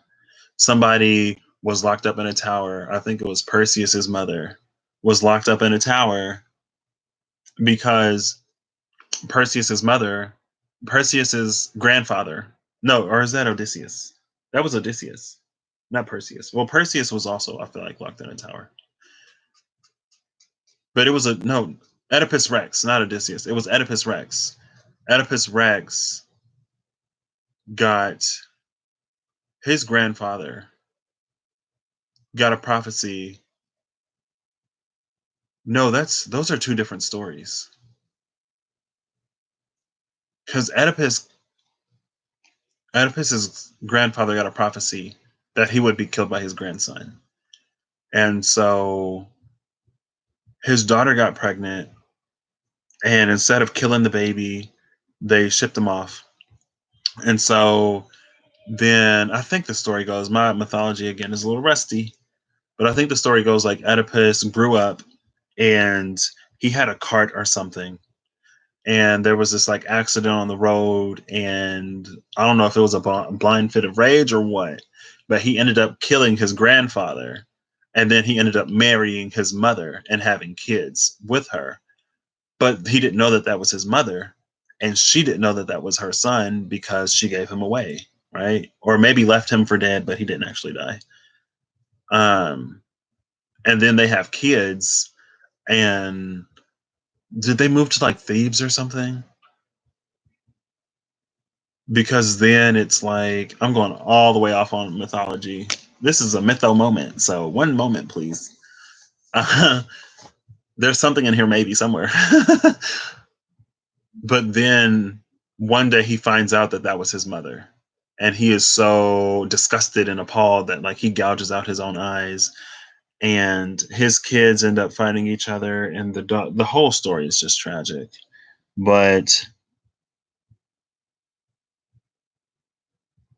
the backstory to AOT and the Titans, girl. Season 4 had me up. I was like, what? It took a turn that I did not expect. But I think with Perseus, there may have been a similar prophecy. I don't know. It ain't even about Perseus. In one of them, they were playing with the discus, right? And the discus ended up striking the father in the head, and it killed him. Um, but Zeus, like somebody was locked in a tower. I think it was Perseus's mom, and he impregnated somebody in the form of a golden shower. Like somebody is already locked into a tower because it's prophesied that her child in some way is going to do something, and you come into her window as a golden shower and you get her pregnant. I'm pretty sure he turned into a bull at one point, I think, and got somebody pregnant, or turned into a fly.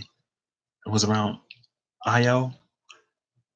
Yo, Io. What's the story behind her? I don't know. Anyway, Zeus is turning into all kinds of things.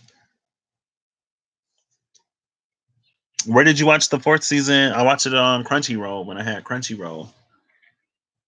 Mm-hmm. Crunchyroll. The ooh part. Wait. 4 seasons are out, right? And it's not just 3. I get confused sometimes because then they went to like half seasons, and so I'm like, I don't know if that's the 4th season or the second half of the 3rd season. But I got my Crunchyroll right here, so I'll be able to tell you in a second. Crunchyroll, excuse me.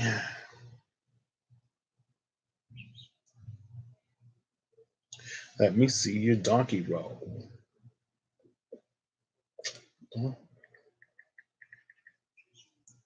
Let me see your body.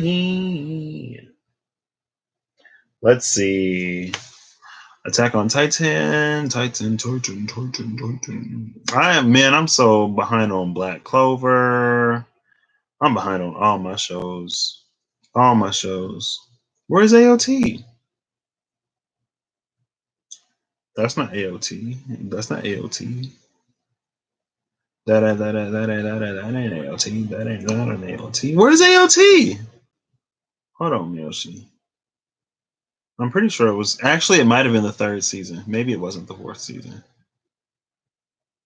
Cause like when they did the part B, when they did the second half.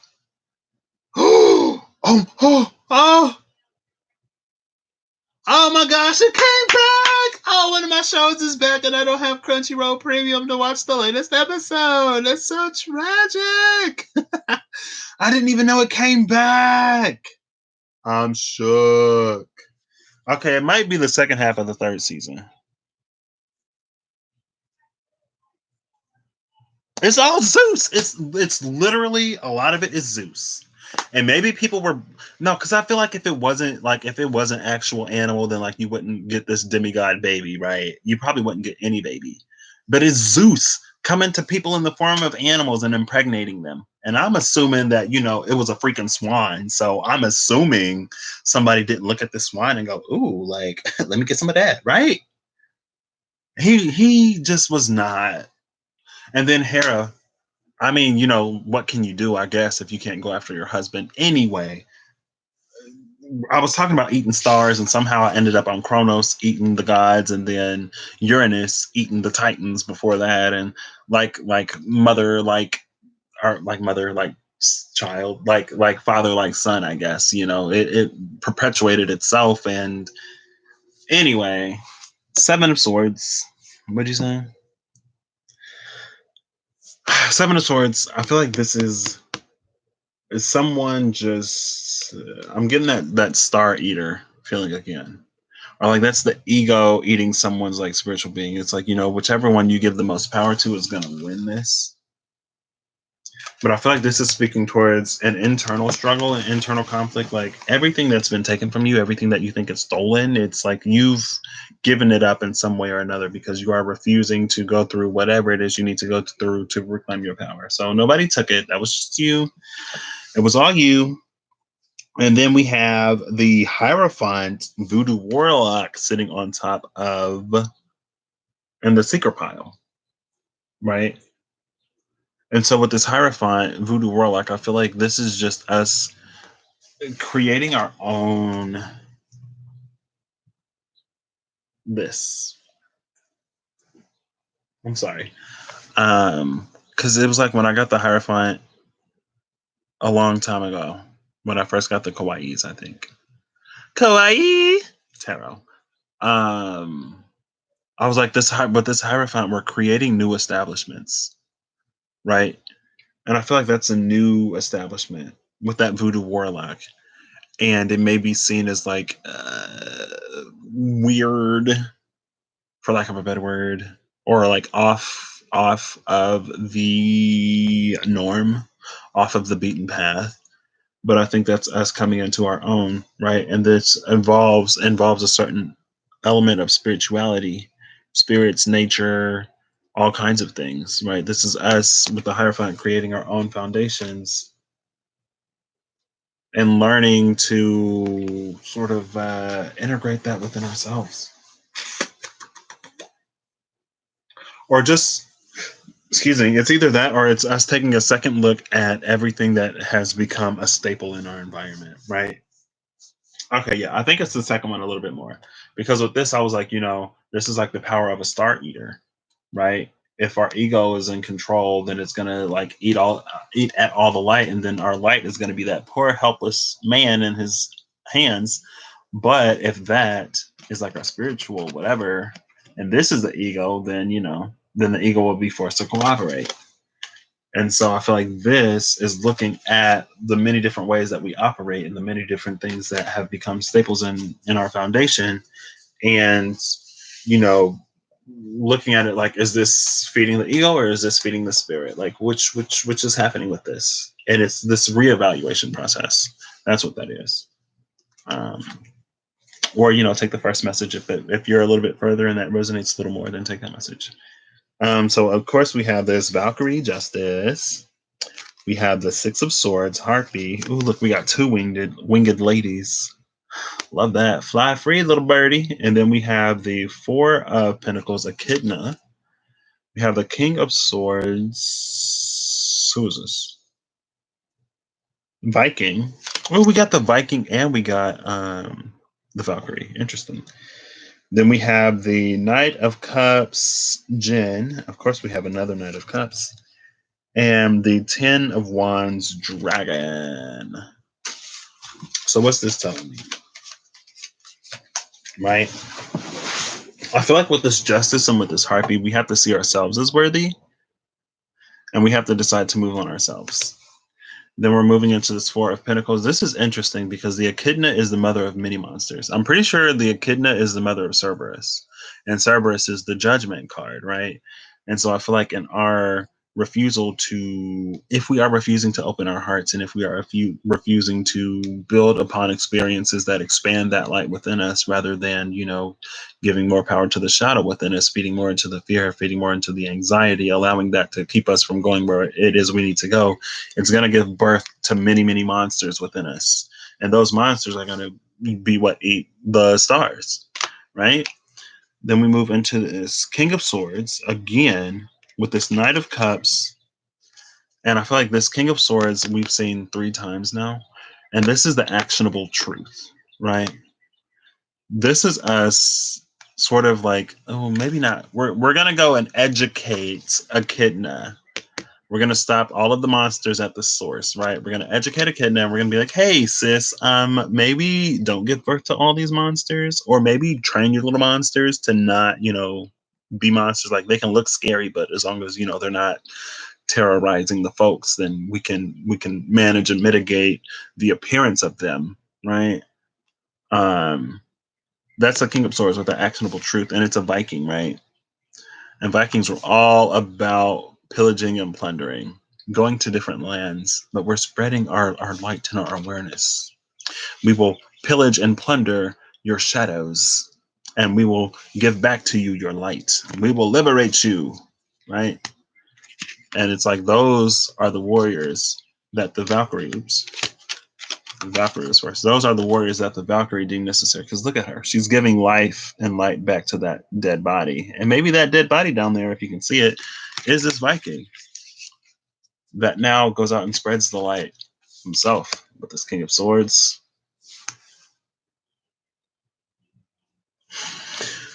And then we have this Knight of Cups, Jin, and this Ten of Pentacles, right? Ten of Wands. Why did I think this was the Ten of Pentacles? We have this Knight of Cups and this Ten of Wands. And it's interesting that the Knight of Cups is here because I've seen the Knight of Cups here before. The Knight of Cups was the first card that came out, right? That was the cup. And the Knight of Cups came out in reverse when it was the antidote. But it's like there's a certain element of discernment that's needed here. Or maybe not needed. Because maybe this dragon is one of the monsters that looks scary and ferocious from Echidna, but it might not actually be.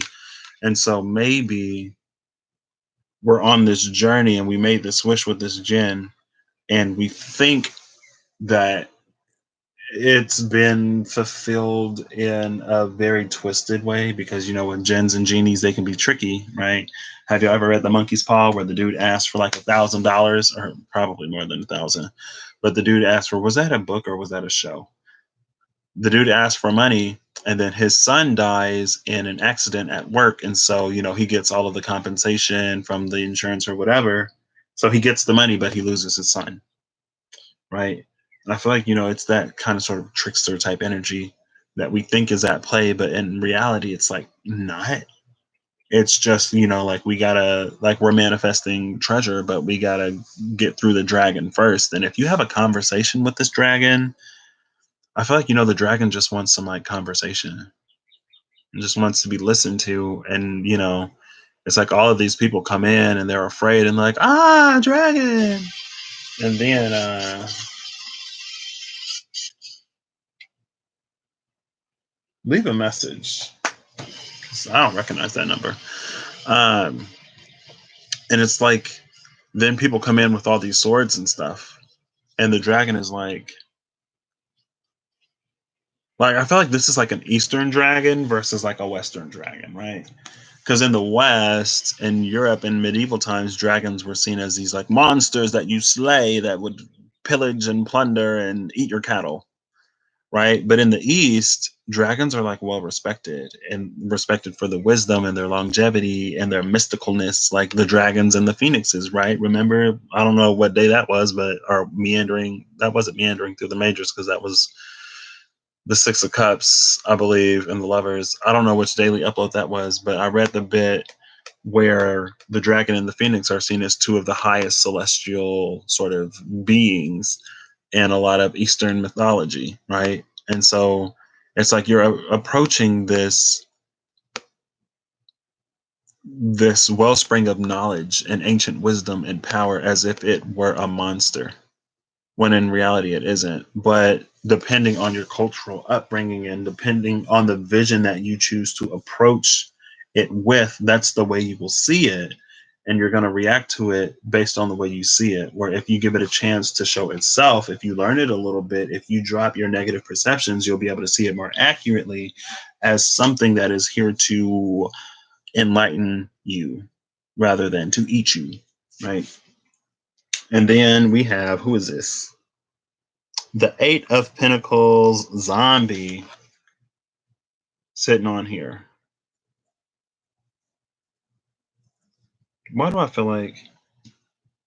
What? Whoa. Hold up. Oh, okay, never mind. Because I was like, I see the three of... Oops. I see the three of pentacles, or the three of wands. Brownie right here. And I remember saying like three of pentacles brownie, but it wasn't the brownie. I was like, whoa, but the three of pentacles is over there. Okay. So we have this eight of wands zombie and this three of pentacles brownie, right? I feel like there's a lot of effort being put into you that you may not realize and recognize right now, but spiritually your team is working kind of hard to make sure you choose the path that's right for you. Choose a path that gets you to where you want to be, right? And I feel like with this brownie is like cleaning and preparing, making everything ready in your mansion. But if you don't take the key and open the door, you're just going to be one of these like shambling horrors. Oh, and it's like, with this justice card here, with this being a Valkyrie, there is a certain amount of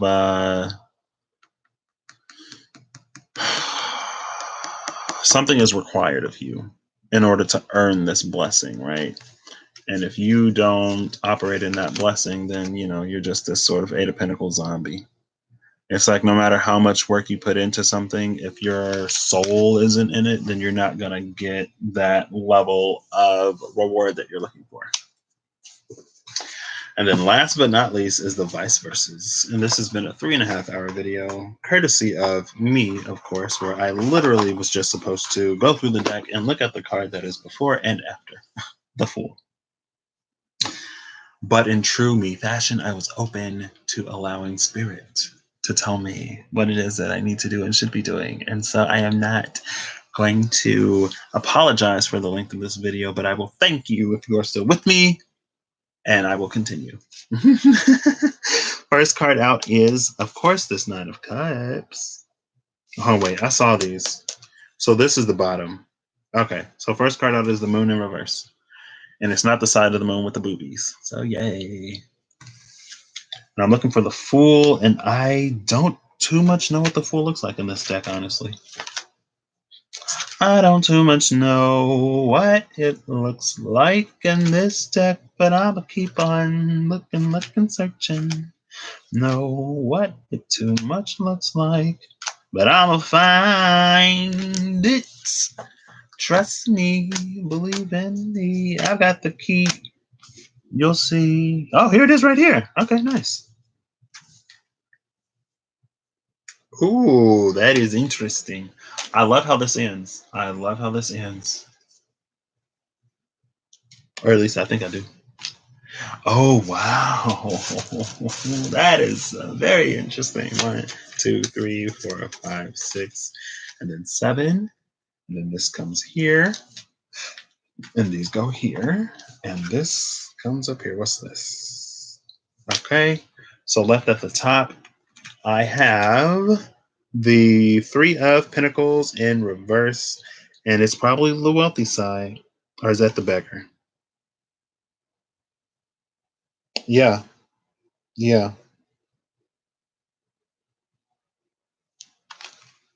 No, wait. Okay. So in reverse, we have the monk or the artisan, the monk on one side or whoever, and then the crafter on the other side. I can't remember exactly, but you can see him chiseling away somewhere. Wait. Yeah, okay, he's on that side chiseling away. And then there's the priest. And I guess this is a parishioner coming to bring offering, but it's in reverse. So we're still building this thing, right? We're still building it. It's not yet built. There is this cooperation here. Oh, I love that. There's this cooperation here. And I feel like I know what that might be about, but let's get into the reading and see. Well, we're already 3 hours deep into the reading, so I'm not even going to shuffle these and get a final message because that'd be way too much. I may do that off camera. Follow me on Instagram if you want to see the extended. I'm just playing. I'm gonna post it on IGTV. Just kidding. So I have this King of Pentacles, the backside of the King of Pentacles upright, and you see the crow up there? The caw. For some reason, that crow is giving me vibes from the Hangman in what deck is that?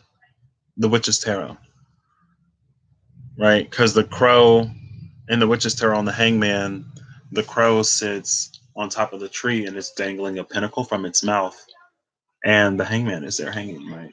And so we have this crow on top of the King of Pentacles, and I feel like in this, he's like, you see that? That's the front.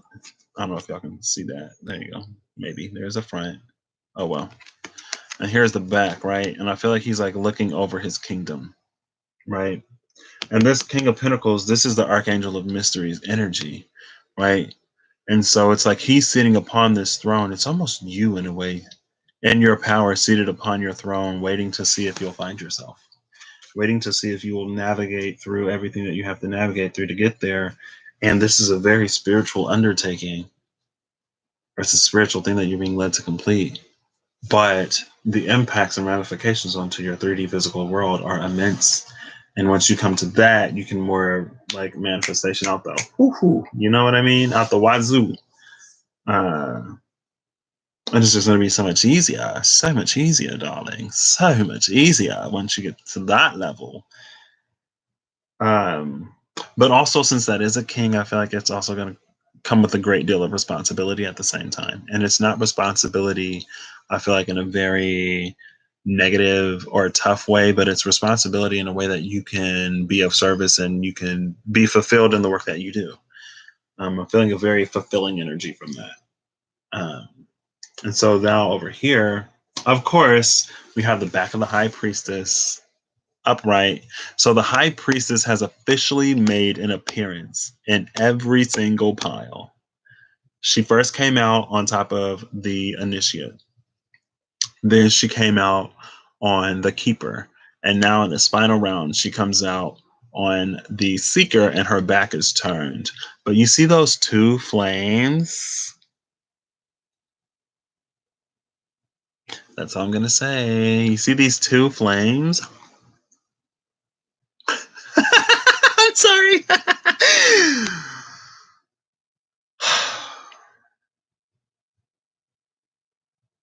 I feel like with those two flames, though, it's this balancing of fires between realms and dimensions.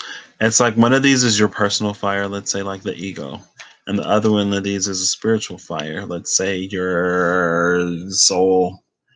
And there's going to be this alignment between the two. Once you come to a lot of this integration, you'll find that a lot of times there's this alignment between the two where you're not necessarily fighting against your ego anymore because your ego is going to line up with like what you actually want to do, right? And I feel like you can already experience this to some degrees if you are really interested in something. Let's say if you're really passionate about a certain cause, or if you're really passionate about self-growth, right? The ego holds pretty much all of our desires because the soul, uh, the spirit doesn't really want for anything. And so, like, once you are passionate and once your ego is focused on doing something good, and then that also lines up with this good, you get this raging inferno of just unstoppable majesty. I mean, I think that's what that is. I feel like, this is the last card. So this is the space where we will sort of reach this halfway point before we engage in everything else going on over there. And now we're going to have a whole bunch of cards. Oof, let's see. We have, what is this? The Knight of Swords in reverse. No, this is the page. This is the back of the Page of Swords in reverse. Love that lightsaber. And then we have, this is 8 strength. Yeah, that's strength. What's the back of this look like? Oh. We have strength. Y'all see the line and the lady. So Page of Swords, the back of the Page of Swords in reverse. Strength. We have this side of the Seven of Cups. Again. The Seven of Cups was the first card that came out in the keeper pile. We have the Four of Wands. Wow. Upright. And then we have the Ace of Wands in reverse. Followed by the Tower. Oh my gosh. Because I was literally looking at this. I'm literally looking at this Ace of Wands call down this lightning bolt. Y'all see that? And then look at the Tower. Oh my gosh. That is wild. That's wild. And it's not this side of the tower either. It's this side. Right? It's like nighttime in both of these. Look at that. That is crazy. I was literally getting tower vibes off of that. And then it came out. It came out. And it came out upright too. Page of Wands in reverse and the tower upright. I feel like, just like really simply, I feel like with this Page of Swords, you kind of sort of foreseen a kind of sort of difficult situation coming. You know, at this point, you're no stranger to dark nights of the soul and to hard times that lead to amazing breakthroughs, right? You're no stranger to stuff like that. And so, like, you knew that it was coming and you knew that you were going to have to be strong. I just think it hit in a way that maybe you weren't necessarily expecting, because in this world of illusion where you had all these options, only one of these options was truly worth taking. And yes, you could have taken a lesser fulfilling route, but that's not what you wanted, because what you wanted was this. And this comes with some of the hardest work you're ever going to do, because that's the only way you're going to get this to work. And so while you were maybe consciously manifesting this, right? Maybe this is what you wanted. Like, you were like, oh, I don't necessarily care too much about the journey. I just want like a twin flame, twin flame, twin flame, twin flame, twin flame, twin flame, twin flame, twin flame. I want that. And you're like, I want that. I want that. And so when you were saying, I want that subconsciously, right? Because this is the front, it's upright. But on the back side, this is what you were asking for. And you know what this comes with? A whole lot of this. And so when this tower, look at that, you got the eye of God up there looking down, like, girl, you asked for it. And now he is watching and he is judging. He is watching and judging, because whether you knew it or not, if you proclaim something, you invited that in. You invited it in. And it comes with everything. And hopefully you are Page of Swords enough, even though it is the backside and reverse, hopefully you are Page of Swords enough to know that it's like part of the process, right? Like, hopefully you're not a fool. And then I have the Nine of Swords in reverse. I have this side of the Nine of Swords in reverse. And look at those swords of light. Those are swords of light that he's trapped by. That's so interesting that they're swords of light. I feel like this is divinely guided to free you, right? To really truly free you. And then I have this backside of the Four of Pentacles in reverse. And the interesting thing about this Four of Pentacles is that you can see every element present somewhere, because I've read this card before. I know that they're all here, maybe carved into like blocks or something. Or is it this side? Oh no, they're at the top. Okay, yeah. So you see that at the top? Okay, well, let me try this again. You see that at the top? You have the glyphs for all of the elements, maybe, kind of, sort of. There you go. Now you can kind of see them. It's like, there you go. You see the triangles with the lines? All four elements are present. On the front, I think they're in blocks. No, they're not. Yeah. It's only on the back side. So it's funny that this is in reverse. And with all four elements present, it calls back to the magician, right? Because the magician has every tool in his little knapsack. No. Yeah, it calls towards the magician because the magician has all of the tools, but it also calls towards the fool because the fool has all the tools in his knapsack. And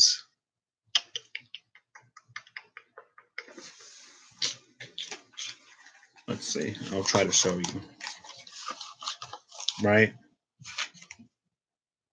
See his little knapsack up there on the stick? The fool already has all the tools at the beginning of the journey. The magician tells him how to use them, right? But the fool already has all of the tools. So there's this fool energy here. And so maybe someone foolishly embarked upon this journey. Four of Wands, Four of Pentacles. Not foolishly embarked upon this journey because, you know, it's if you're on it this long, you know it's all a part of it. But there are times when like the real work comes, and when the real work comes, and we've all been doing real work up until now, but now it's like actually like real work. It's like it's like just don't get stuck along the way. It's like you've come this far, you've done this much. I feel like you suffered too much to stop here. So just whatever reservations you have, just let them go. Let the chips fall where they may. Be fully and completely present in your journey. If there's something that you know you need to do, then do it. Stop looking for workarounds and shortcuts and other ways to get around it, because honestly at this point you're delaying a lot of things, and it would be so very unfortunate if you've come this far and if you've suffered this much to let all of that progress go to waste and to not claim what it is that you've actually been seeking this whole time, right? It's like in the beginning, like, you know, we're digging for the diamond in the rough, and we've done all of that digging, and we're digging and digging, and like, don't get to the point where you get so tired of digging that you give up right before you uncover the diamond, right? I feel like a lot of these messages were kind of sort of summed up in the cards that came out before the first three fools. So the overall for this is given. Here we go. No. Okay, never mind. The overall for this was given in like the first maybe half hour of the video. So, you know, 3 hours later, and we get the breakdown, which is fine. I actually am going to do the final messages, and I am actually going to shuffle these. So show me the final messages, please. Just one card, please, because I've already been on here for 3.5 hours. And I still need to get outside. I need to get outside. I need to get some air. I need to hear the birds chirp, chirp, chirp, chirp, chirping. My brain is so nasty sometimes. And so I just like giggle and smile to myself. It's fine. Sure. I was like, yeah, I'll take it. It's the Ace of Wands again. The Ace of Wands. Oh, of course it's with the Tower. But now the Ace of Wands is upright and the Tower is in reverse. Right? So it's been struck, but it's not on fire. You know, like we're through the worst of it. We're through the worst of it. It's like with this Ace of Wands upright and this Tower in reverse, it's like let it fall and claim what it is that you are truly seeking to manifest. Claim yourself. Claim your power. Claim your truth. This isn't the Ace of Swords, right? This is the Ace of Wands, so you really gotta want it. You really gotta want it, and you've already gone. Like this Tower is in reverse. Like you've already gone through it. There may be a few things still like rumbling and shaking that you need to let go of, but like you've been through the worst of it. Don't stop now. No, what is that? Ain't no stopping us now. Or stopping me now. I'm on the move. Or whatever that song is. I should know what it is. I'm sorry. Blame my parents. I'm just playing. Ain't no stopping us now. Me. I'm pretty sure it's me. Ain't no stopping me now. Or is it us? I don't know. Comment down below. Just kidding. All right. So then I'll move over to the Spencer's Tarot cards. I feel like this was pretty fun. I don't know. Sometimes I feel like I read this stuff and it's not extremely enlightening. Like I feel like, oh, this sounds like something I was already saying before. Do I really have to say this again? But maybe that's not always the case. I don't know. I don't know. I do know though that I'll probably take a break from doing the sign readings. Us. It is us. Okay, thank you. Because I thought it was us, but then I was like, wait, is it me? So I said it right. I do that thing all the time where I say it right, but then I question myself. Ain't no stopping us now. We on the move. All right, give me one message, please. One final message from. There we go. Thank you. Oh, I didn't look at the bottom of the deck. Bottom of this deck is the Four of Cups Ghoul. That gives me Eight of Pentacles zombie energy, but it's a little bit different. Why is it Eight of Pentacles the zombie? Oh, working yourself to death. Don't work yourself to death. Bring light back into your journey. Bring love and joy back into your journey. Don't let the journey get you down to the point where you're just like completely drained. You know, that's what I should have said when it came out, but now it's coming to mind because the ghoul is here. Like that's a zombie, not a ghoul. I was like, okay, all right. Continue to see the positive and the bright aspects. Continue to look at where it is that you're going instead of the mess that you're trudging through right now, because it can get discouraging if you're only looking at towers. Seven of Wands, mummy is what is here. So know that, you know, after what you're really fighting for is to come alive again and awaken your ancient soul powers, not powers, but you know, abilities and gifts and the resilience, right? The resilience and the zest for life that you used to have. It's time to reawaken that mess and to let it breathe again, you know, to see the life as, you know, 4K, full HDR color spectrum and not like monochromatic, you know. Let's lighten things up a little bit. Liven things up. Let's liven things up a little bit. I like that a lot better. You know what? I was just gonna take a picture of the last thing, but I'm gonna do that card a day later. I think I'm gonna use an Oracle deck for that one today because I'm kind of tarot out a little bit. Just a little tarot out. You don't know. No matter what I do, all I think about is that Nelly song. Oh my gosh, I haven't heard that song in forever. Ooh, no matter what I do, all I think about is Nelly. Oh my gosh, you don't know what you mean to me. I kind of want to listen to it now. I don't know where that came. Ooh, well, cutting to the Emperor and the Ace of Pentacles in reverse. That's interesting.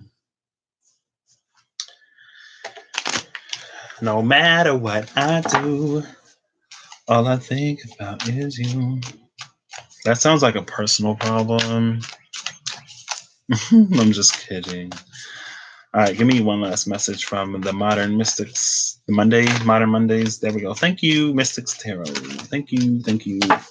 Bottom of the deck is the Nine of Cups upright. Loving ourselves. When we can love ourselves, we can attract in healthy love. And even if we're dedicated to loving ourselves, we can attract in love. If you call it in, it's going to come, right? You just got to be in a space to accept it and to recognize it and see it when you get it, because it's like it's going to come. It travels in a pack. And it's going to come in maybe in a way where it's kind of amongst other things. And so to see the value for what it is, that's when you have to be like in that Nine of Cups you're in that Nine of Cups state yourself and healed and connected enough yourself to recognize it and see it exactly for what it is. But you can call it in. You just will probably just like, you know, it's like somebody will offer that cup to you and you're like, ew, like get out of here. It's like, okay, well, this is the cup you were asking for, but if you don't want it, I'll just find someone who does. And then we got this Five of Wands right here. Somebody could be beating people off with sticks, trying to just like, that's a very, Queen of Wands right there. I don't know why I exposed the Queen of Wands, but there she is. It's a very like Penelope type of feeling. I don't know why I'm so into like Greco-Roman mythology, but Penelope from the Trojan War, right? how like she was so beautiful, and I was like, oh my gosh, she's gorgeous, and then she was so beautiful it started a war. So it was like, hey, I don't know where that's coming from. What was at the bottom of the deck again? I don't even remember. But with the Five of Wands, it just things may be a little bit contentious right now. It's not the Five of Swords, so it could be worse. You may be feeling a little bit beat up. You may be feeling like you really got to fight right now.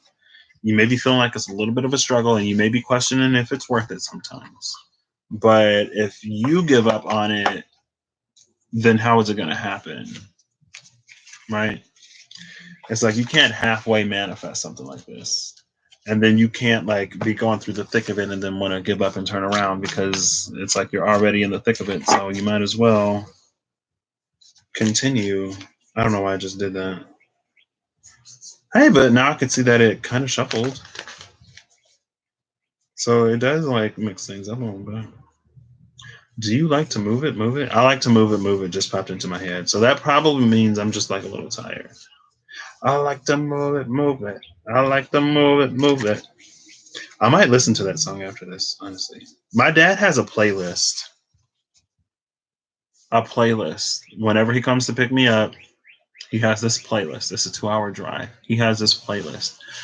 I think there's been the same songs on this playlist for literally years. Literally years. He'll like add some stuff to it, I think, sometimes, but that song is on there.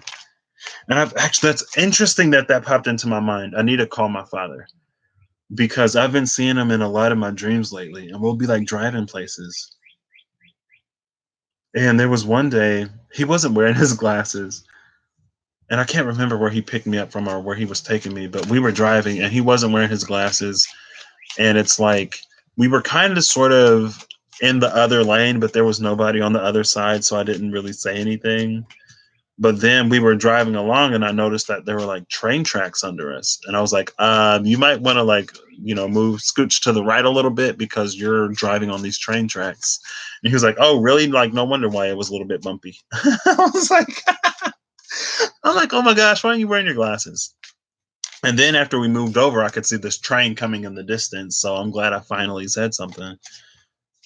And then I saw him in another dream after that, and we were in the car again, and I don't know where we were going.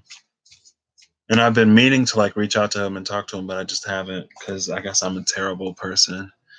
Bottom of the deck is the Three of Swords in reverse. Top of the deck is the Five of Swords upright.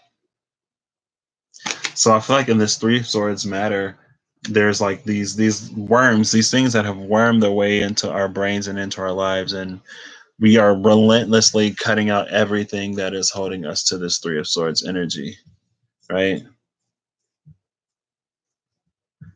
But yeah, it's funny that song popped into my mind, and then it takes me to his playlist that he plays when we're in the car, and I've been seeing him. We've been riding, or he's been driving. I've been riding in the car for a few nights now, and so yeah, I'm gonna give him a call. So thanks for that reminder. I was like, why did that song just pop into my mind? I must be tired. There was a reason. I need to call my father. Father, Father, how are you? How are you doing?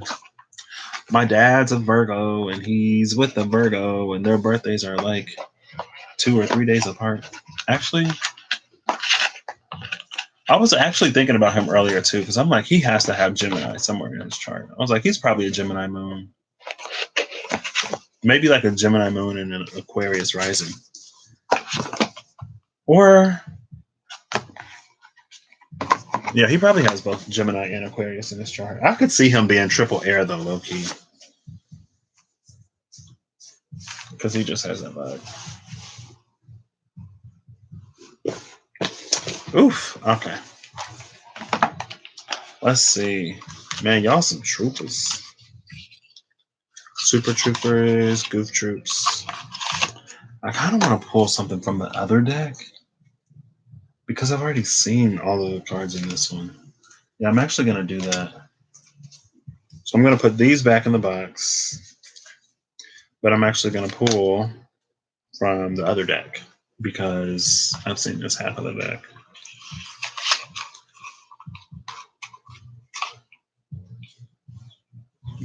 You walk away.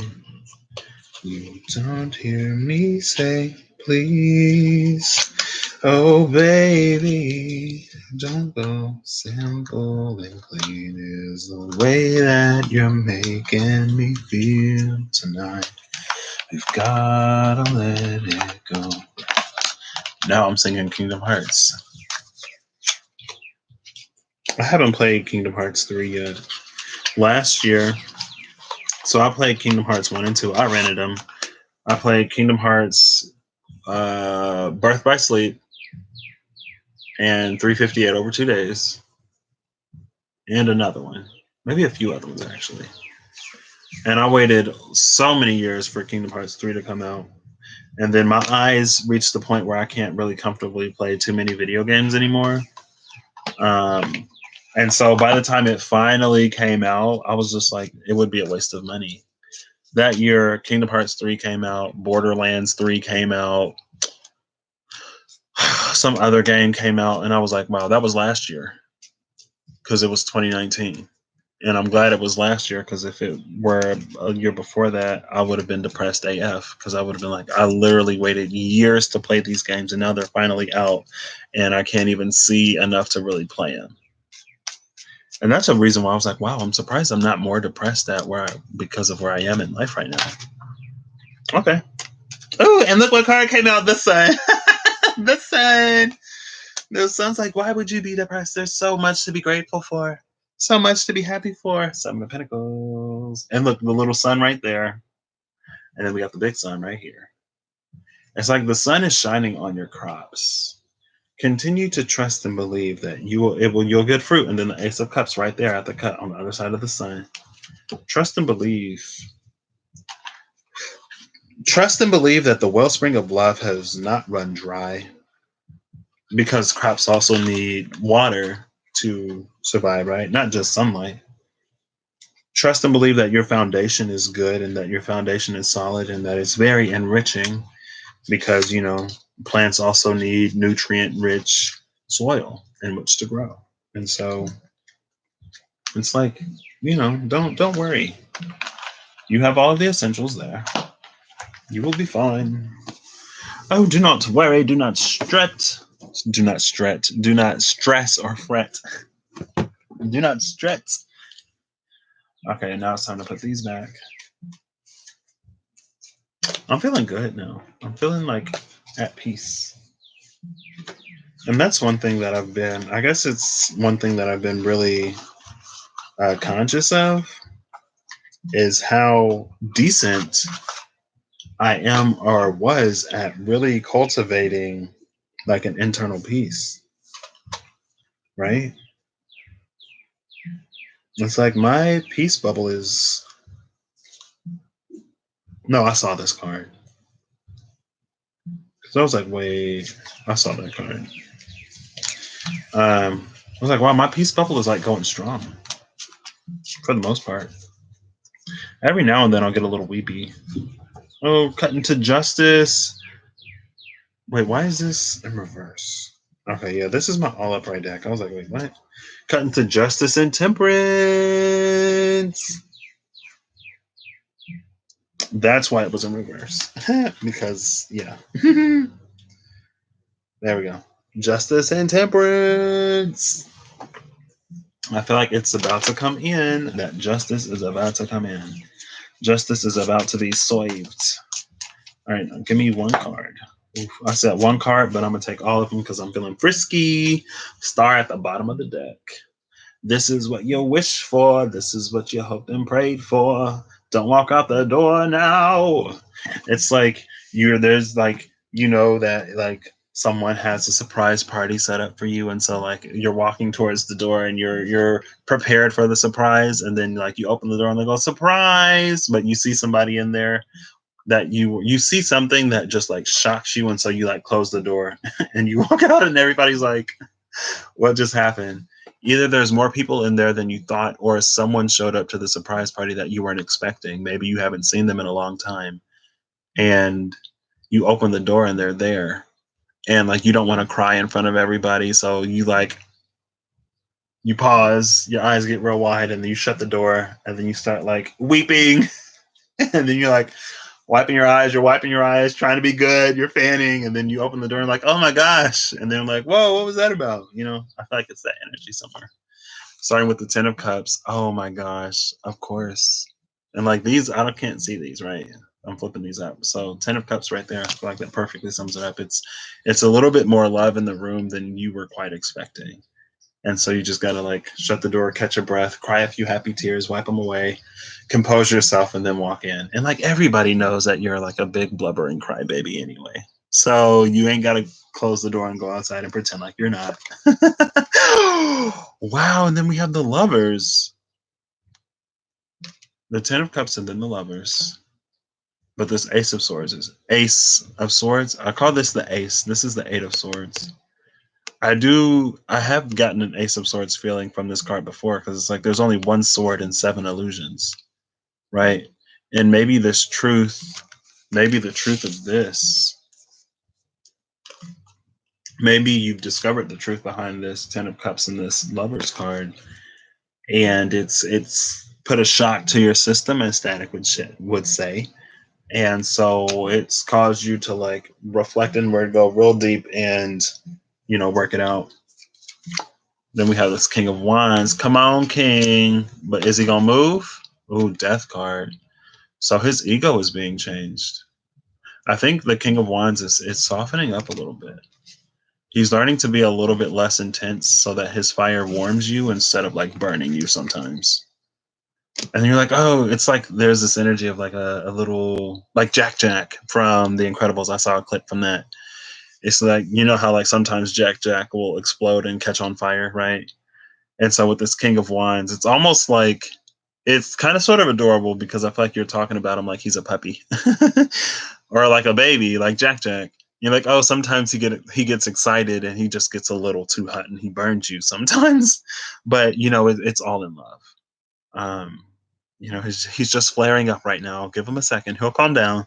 But I think that's transforming and that's changing, and you're coming into this more. You're coming into the ability to control that power, to control your ego, and to get it to do what you need it to do when you need it to do that. To come in for this Four of Wands celebration, and what like potentially one of the best Wands cards in the deck, right? So you're learning to tone this down a lot. But you're doing it in a way where this fire can be like the hearth, the fireplace for a family, where this fire where you can build a home around it. And it's the warmth that someone will want to like cuddle up against at night when it's a little cold outside. And it's a warmth that, could sit on the eggs and incubate the babies. Someone that like you would want a family with, someone that you'll never get bored with, where things are always exciting and lively and maybe a little crazy but it's fun. That's a good King of Wands to have, and I feel like a lot of that is also like the kind, compassionate, loving side of a Leo energy at the same time, right? Because the King of Wands is Leo energy. It's fixed fire. And I've been seeing the King of Wands so much. Like the King of Gabriel every single time I picked up that deck. But he's changing in a way where he's not gonna burn you as much. He's learning to control his fire. And then we have this Ten of Wands. I feel like this isn't coming easy to him. Why is this all about him? Because the Lovers and the Ten of Cups were here. Where was I even going? The surprise party. Okay, yeah. Oh my gosh. But with this Ten of Wands, what color is this? Orange? That's the sacral. So that's a lot of sacral chakra work. And Archangel Ariel, second chakra Archangel Ariel, I've been seeing that come out of the Energy Oracles cards a lot. But what is sacral work?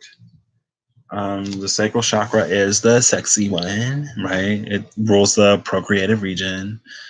Probably associated with Scorpio energy then, and Scorpio is all about, deep transformation. But more than that, it's just like there's a lot of creativity and passion in the sacral chakra. And I feel like there's a lot of like manifestive capabilities there. It's like it starts in the sacral, but it's projected through the solar plexus. And so that's like, and then it like passes the heart, right? Well, it doesn't necessarily have to pass the heart because I feel like you can manifest things that you don't really want. But there's at least this working in between the sacral and the solar plexus where you get the idea in the sacral. This isn't this That's the solar plexus region, but I'm not hovering over my sacral for nobody on no YouTube. I ain't trying to get banned. um Let me stop. But there's this, it's like the idea comes in the sacral and then it moves up to the solar plexus, and the solar plexus gives it weight, it gives it meat, and then it performs it, right? But I feel like there's a lot of healing and clearing to be done in that area because there are a lot of blockages there. There's a lot of hesitation around what we create for some reason. And it's almost like we don't trust ourselves to manifest what it is that we actually truly wholeheartedly want. But if you allow that to come up to your heart chakra and to pass that heart chakra barrier, then you're not going to get anything that you don't want. If your heart's in it, 9 times out of 10, you're not going to get something that you don't want. Sometimes the road to hell is paved with good intentions, yes, but not always. Um,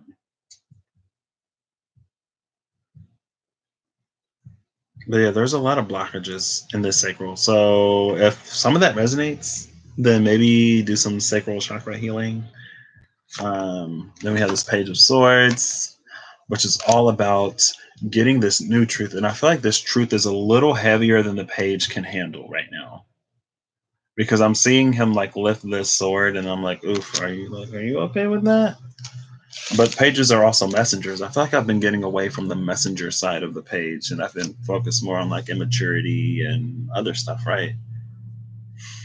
And so, with this being a messenger of the sword, it's like someone that comes to speak a truth. And when someone speaks this truth, it resonates within you as truth. And this is the energy of like, this is like synchronicities. Maybe you're seeing a lot of synchronicities right now, or you're hearing the same message over and over. Because how was I getting it? It was like someone said something to you that is very, very small in passing, but it strikes a chord with you. You're like, oh my gosh, I've been hearing that all over the place. Why did you say that? It was like, I don't know, it just came to my mind. 2319. 2319, 2319 from Monsters Inc. Right? Oop, there's the bottom of the deck. I kind of looked at it. I'm sorry. But yeah, I feel like this is the energy of like lots of synchronicities, or you're being shown something a lot, like very frequently, but you might not necessarily know why or what it's about. It's a truth presenting itself that's a little heavier than you're accustomed to right now, but you'll learn how to use it some way or another. Ace of Pentacles, maybe that's why. It's going to be leading you to a whole new realization of how the world works. Or once you get accustomed with this truth, you will move and navigate your life in a way that will lead you to creating true abundance and fulfillment within your reality. Then we have this Two of Wands card. So we go from the 1 to the 2, from the Ace to the 2 of Wands, which is moving forward passionately, creatively, with a fire within you. This is all about the genesis. This is the entryway, the gateway, the starting line. This is, you've lined up. It's time to take off. They've shot the poo, right? And it's time for you to go. And we have the 7 of Swords. Last but not least, and I just feel like this is saying, don't stand in your way. All of the things that you need to heal, continue to heal them. But also at the same time that you're not standing in your way, don't stall in excess. Because this is calling to mind And meandering through the majors 5, 6, and meandering through the major 6. I think it was around the Hermit, but at one point it was like someone is going within and they are going inside as they were supposed to. But it's kind of like I said earlier, if you spend too much time inside and if you slip into depression and if you slip into questions of self-worth and blaming yourself and like doubting yourself or stuff like that, if you slip into all of that, you've gone too deep and too far for too long. Like, that was not the point. The point was not to get you to shake yourself out of claiming what it is that you wish to claim. The point was to get you to realize and see what still needs healing. I don't know why that just freaked me out. Like, my nail just touched my thumb and I was like, "Ooh, what was that?" It was my fingernail. I was like, I feel like somebody just touched me with my finger, but it wasn't me, maybe. I'm like, "Oh, what was that? That was weird. Why did it feel like somebody else just touched me?" I'm like, that it was me. I was like, okay. But yeah, if you start slipping into all that, you've gone too far. And the point was just to get you to see what needs healing, to get you to see what needs work, to illuminate some kind of truth, and to get you dedicated to moving forward, right? But the point was not to get you to then be so far into your own head with that 8 of Swords energy. Again, it was the 10 of Cups, the Lovers, 8 of Swords. The point is not to get you so far deep into your own mind that then you begin to sabotage yourself out of claiming it, right? It's like it's a slippery slope. But, I don't know, trust in something. Trust. I don't know. I just heard like trust. I don't know what you're trusting. I mean, outside of just trusting in God and Spirit and the angels, but trust. Maybe trust that you wouldn't be shown those things for no reason. Trust that you wouldn't be shown something like that to beat yourself up and to belittle yourself. Trust that you have learned what it is that you needed to learn. Trust that you know the lesson.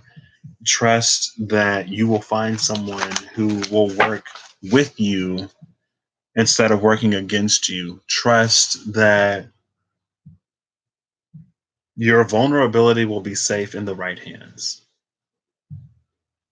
And I feel like there's this element of mistrust that's inherently there because maybe in the past there were people that you thought you could trust with certain information, but then it ended up that they always used it against you.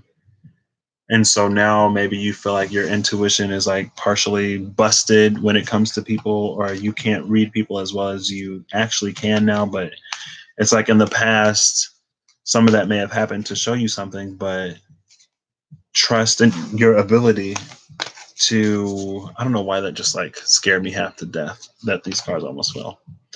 But it's like, whoa, I hit the 4-hour mark. Oh my gosh. Thank y'all so much.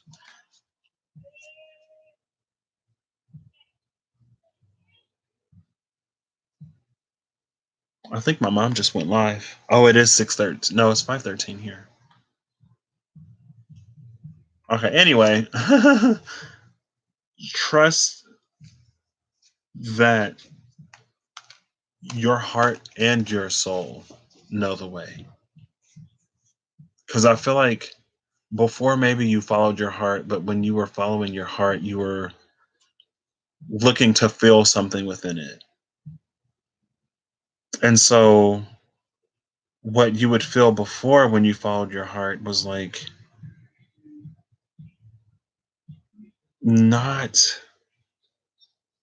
it's just like it's not your heart because you were following yearnings and longings. You were following it with the intention of filling a void, right? And with the 9 of Cups being upright in the Mystic Mondays, whenever I saw it, it's like trust that you've healed enough and trust that you've filled yourself enough and trust that you have enough self-worth now that when you follow your heart, you're not following it out of a desperation to have some void within you fulfilled. But trust that this greater love that you found won't steer you wrong, because it also resonates with the soul. And like when you have heart mixed in with the soul, it's not gonna lead you astray. And I feel like sometimes you may be like, oh, well, I had these soul callings in the past. And it's like, yeah, maybe you were following or looking for these karmic lessons to get you to then wake up and see what it is that you need to see within yourself. But again, like if you're being drawn by these void spaces in your heart, and then if your soul is calling for karmic lessons to sort of teach you and show you and illuminate the things that need to be illuminated to you, then like, yes, you're going to find people who you are tied to, but maybe not in the best ways. But once you've healed, like trust in the process, right? And a lot of times I feel like when people say trust in the process, they're saying like trust that something is going to take the time that it needs to take, and like trust in divine timing. But also trusting in the process is you trusting that after you've healed, that you're not going to continue to come into the spaces that you used to go into, right? Like trust in your healing. Um, that's a lot of trust. I know it sounds like a lot of trust. It sounds like a lot of trust, but it is what it is. Okay. All right. Give me a card, please. Oh, that's a lot of card, but I will take them. Bottom of the deck, I have the Ace of Ariel. Ace of Pentacles again. Ace of Ariel says, it's your lucky day. New resources of money, time, and support. A change in job or promotion. Oof. Well, hopefully your job ain't light working. Because the promotion in light work, well, I guess, it comes with some difficult things sometimes to get a promotion in that field. But, ooh, the sun. Upright on the bottom of the deck. I didn't even have to flip it over. It's just there. Who is this? Archangel. I should know who it is. Uriel. Oop, I was not going to say him. That's seventh chakra energy. Archangel Uriel, seventh chakra energy. Oracle cards. Life is, excuse me. Life is wonderful. Thrive through the power of positive thinking and inspiring success. Thrive through the power of positive thinking. Positive thinking. You're living in worst case scenarios, allowing fear to stop you from moving. Why would you do that? You've healed past that. Oof. Then we have solutions, another major, number 14. So that's temperance energy. Is this Jeremiah? Zadkiel, Archangel Zadkiel. That's interesting. Success that comes from objective compromise, self-control and patience, and then forgiving and healing energy. So there, I don't know. See, I feel like every time I try to get a little bit ahead of myself, temperance comes out. But see, I feel like there's a difference between temperance upright and hermit in reverse.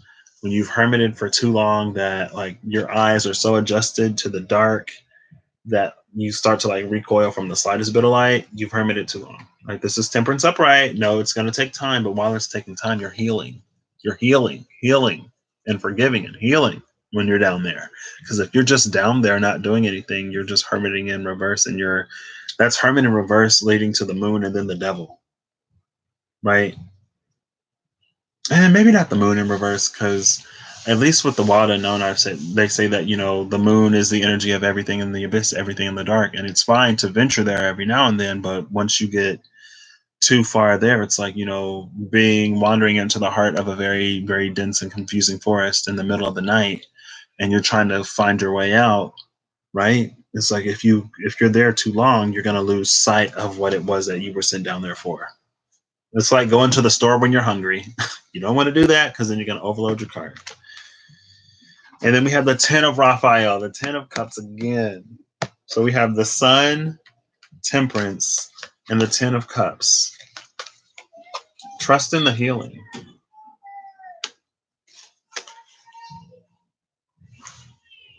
It says, love and blessings fill your life.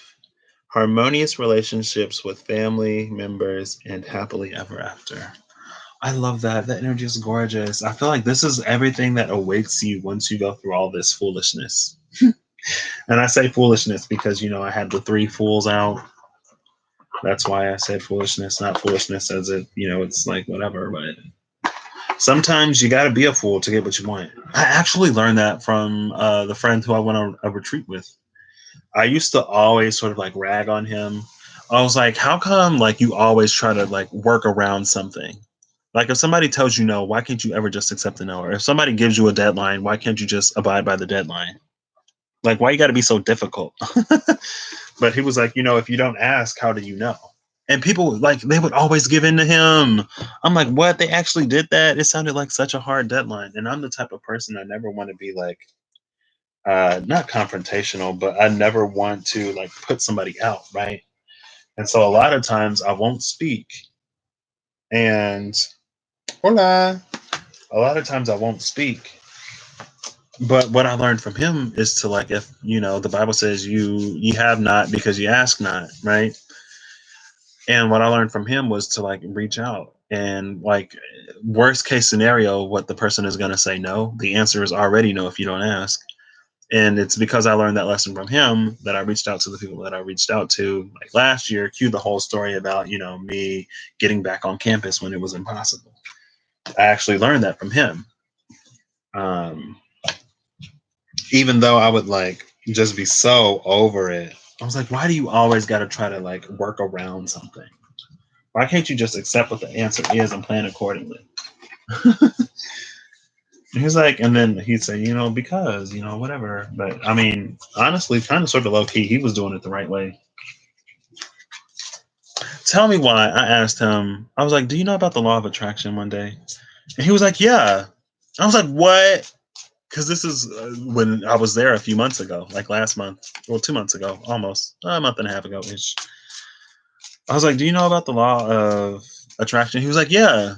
I was like, what? You know about the law of attraction? And I've known you this whole time for years and you literally never told me. And he was like, oh, well, it's not something that I necessarily like use all the time. And but he was like, yeah, my sister like got me and my brother into it like years ago. And I was just like, it wasn't yet my time to know.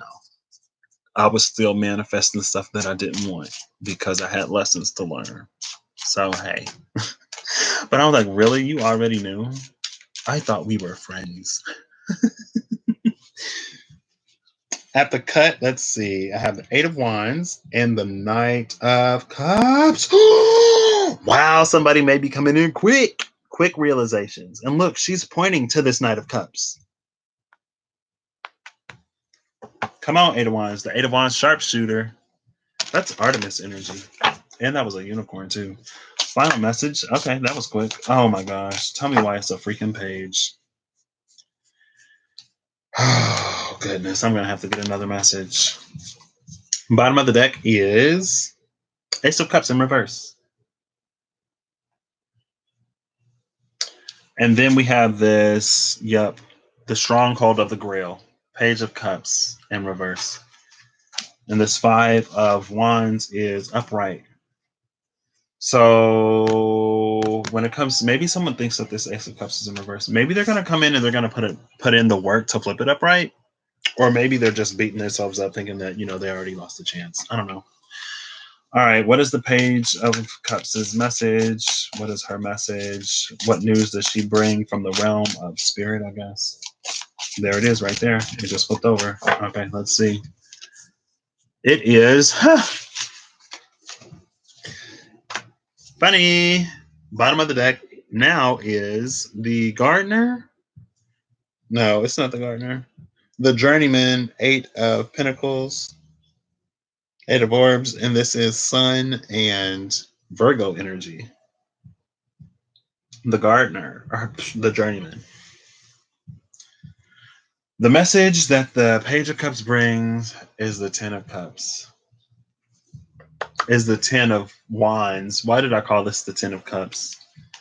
I've been mixing up the suits a lot lately. Have y'all been able to tell?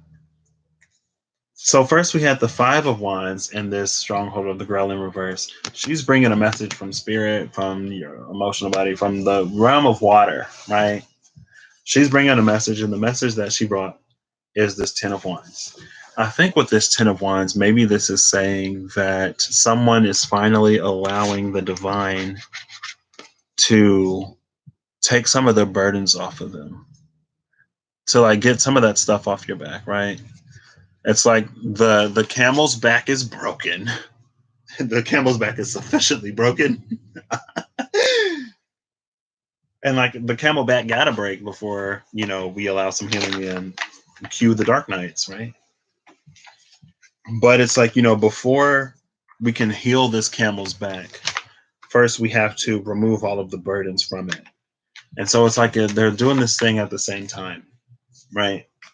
And so they are removing the burdens and the camel's back is being healed. But I think that is a message from spirit, even though it came in reverse. It's like, it may not necessarily look like it on the outside, all too much, but, trust and believe they are going through this process. They are relinquishing the burdens. They are allowing themselves to be healed. They are recognizing and realizing that, some of these things happen for a reason.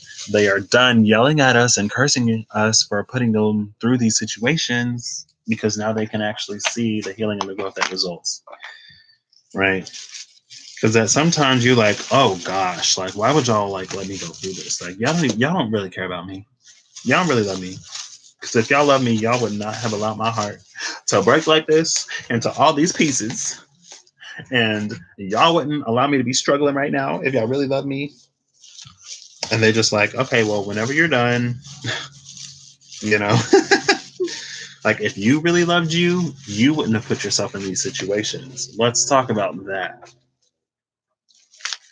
Some of the stuff is out of your control. Granted, 100%, yes. Some of that stuff, though, you did yourself to yourself. So if you loved you, you wouldn't have found yourself in this situation or that situation. If you loved you, you wouldn't have tolerated this and you wouldn't have tolerated that. If you loved you, you would have walked away a long time ago. Let's talk about that. I'm just playing. Oh, Miyoshi with the eye rolls. All right, so thank you, Miyoshi, for sticking with me. Thank you, Zelda, for stopping in. Thank you, person 2, and I think 3. I think I was at 4 people at one point. Thank y'all all. I'm going to shut this down now. It's been 4 hours and 16 minutes. But as they are, the Fools is complete. Yeah. So thank y'all again. I don't really have too much of anything else.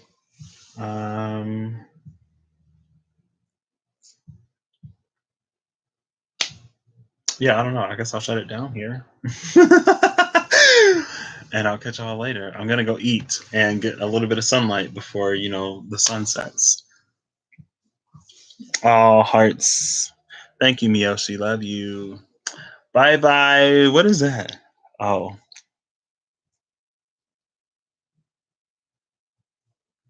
You're taking a nap, girl. I want one so bad. I might take a nap too. I might take a nap before I eat though, because I don't want to eat and then take a nap because then my stomach will get weird. See ya. See you later, alligator.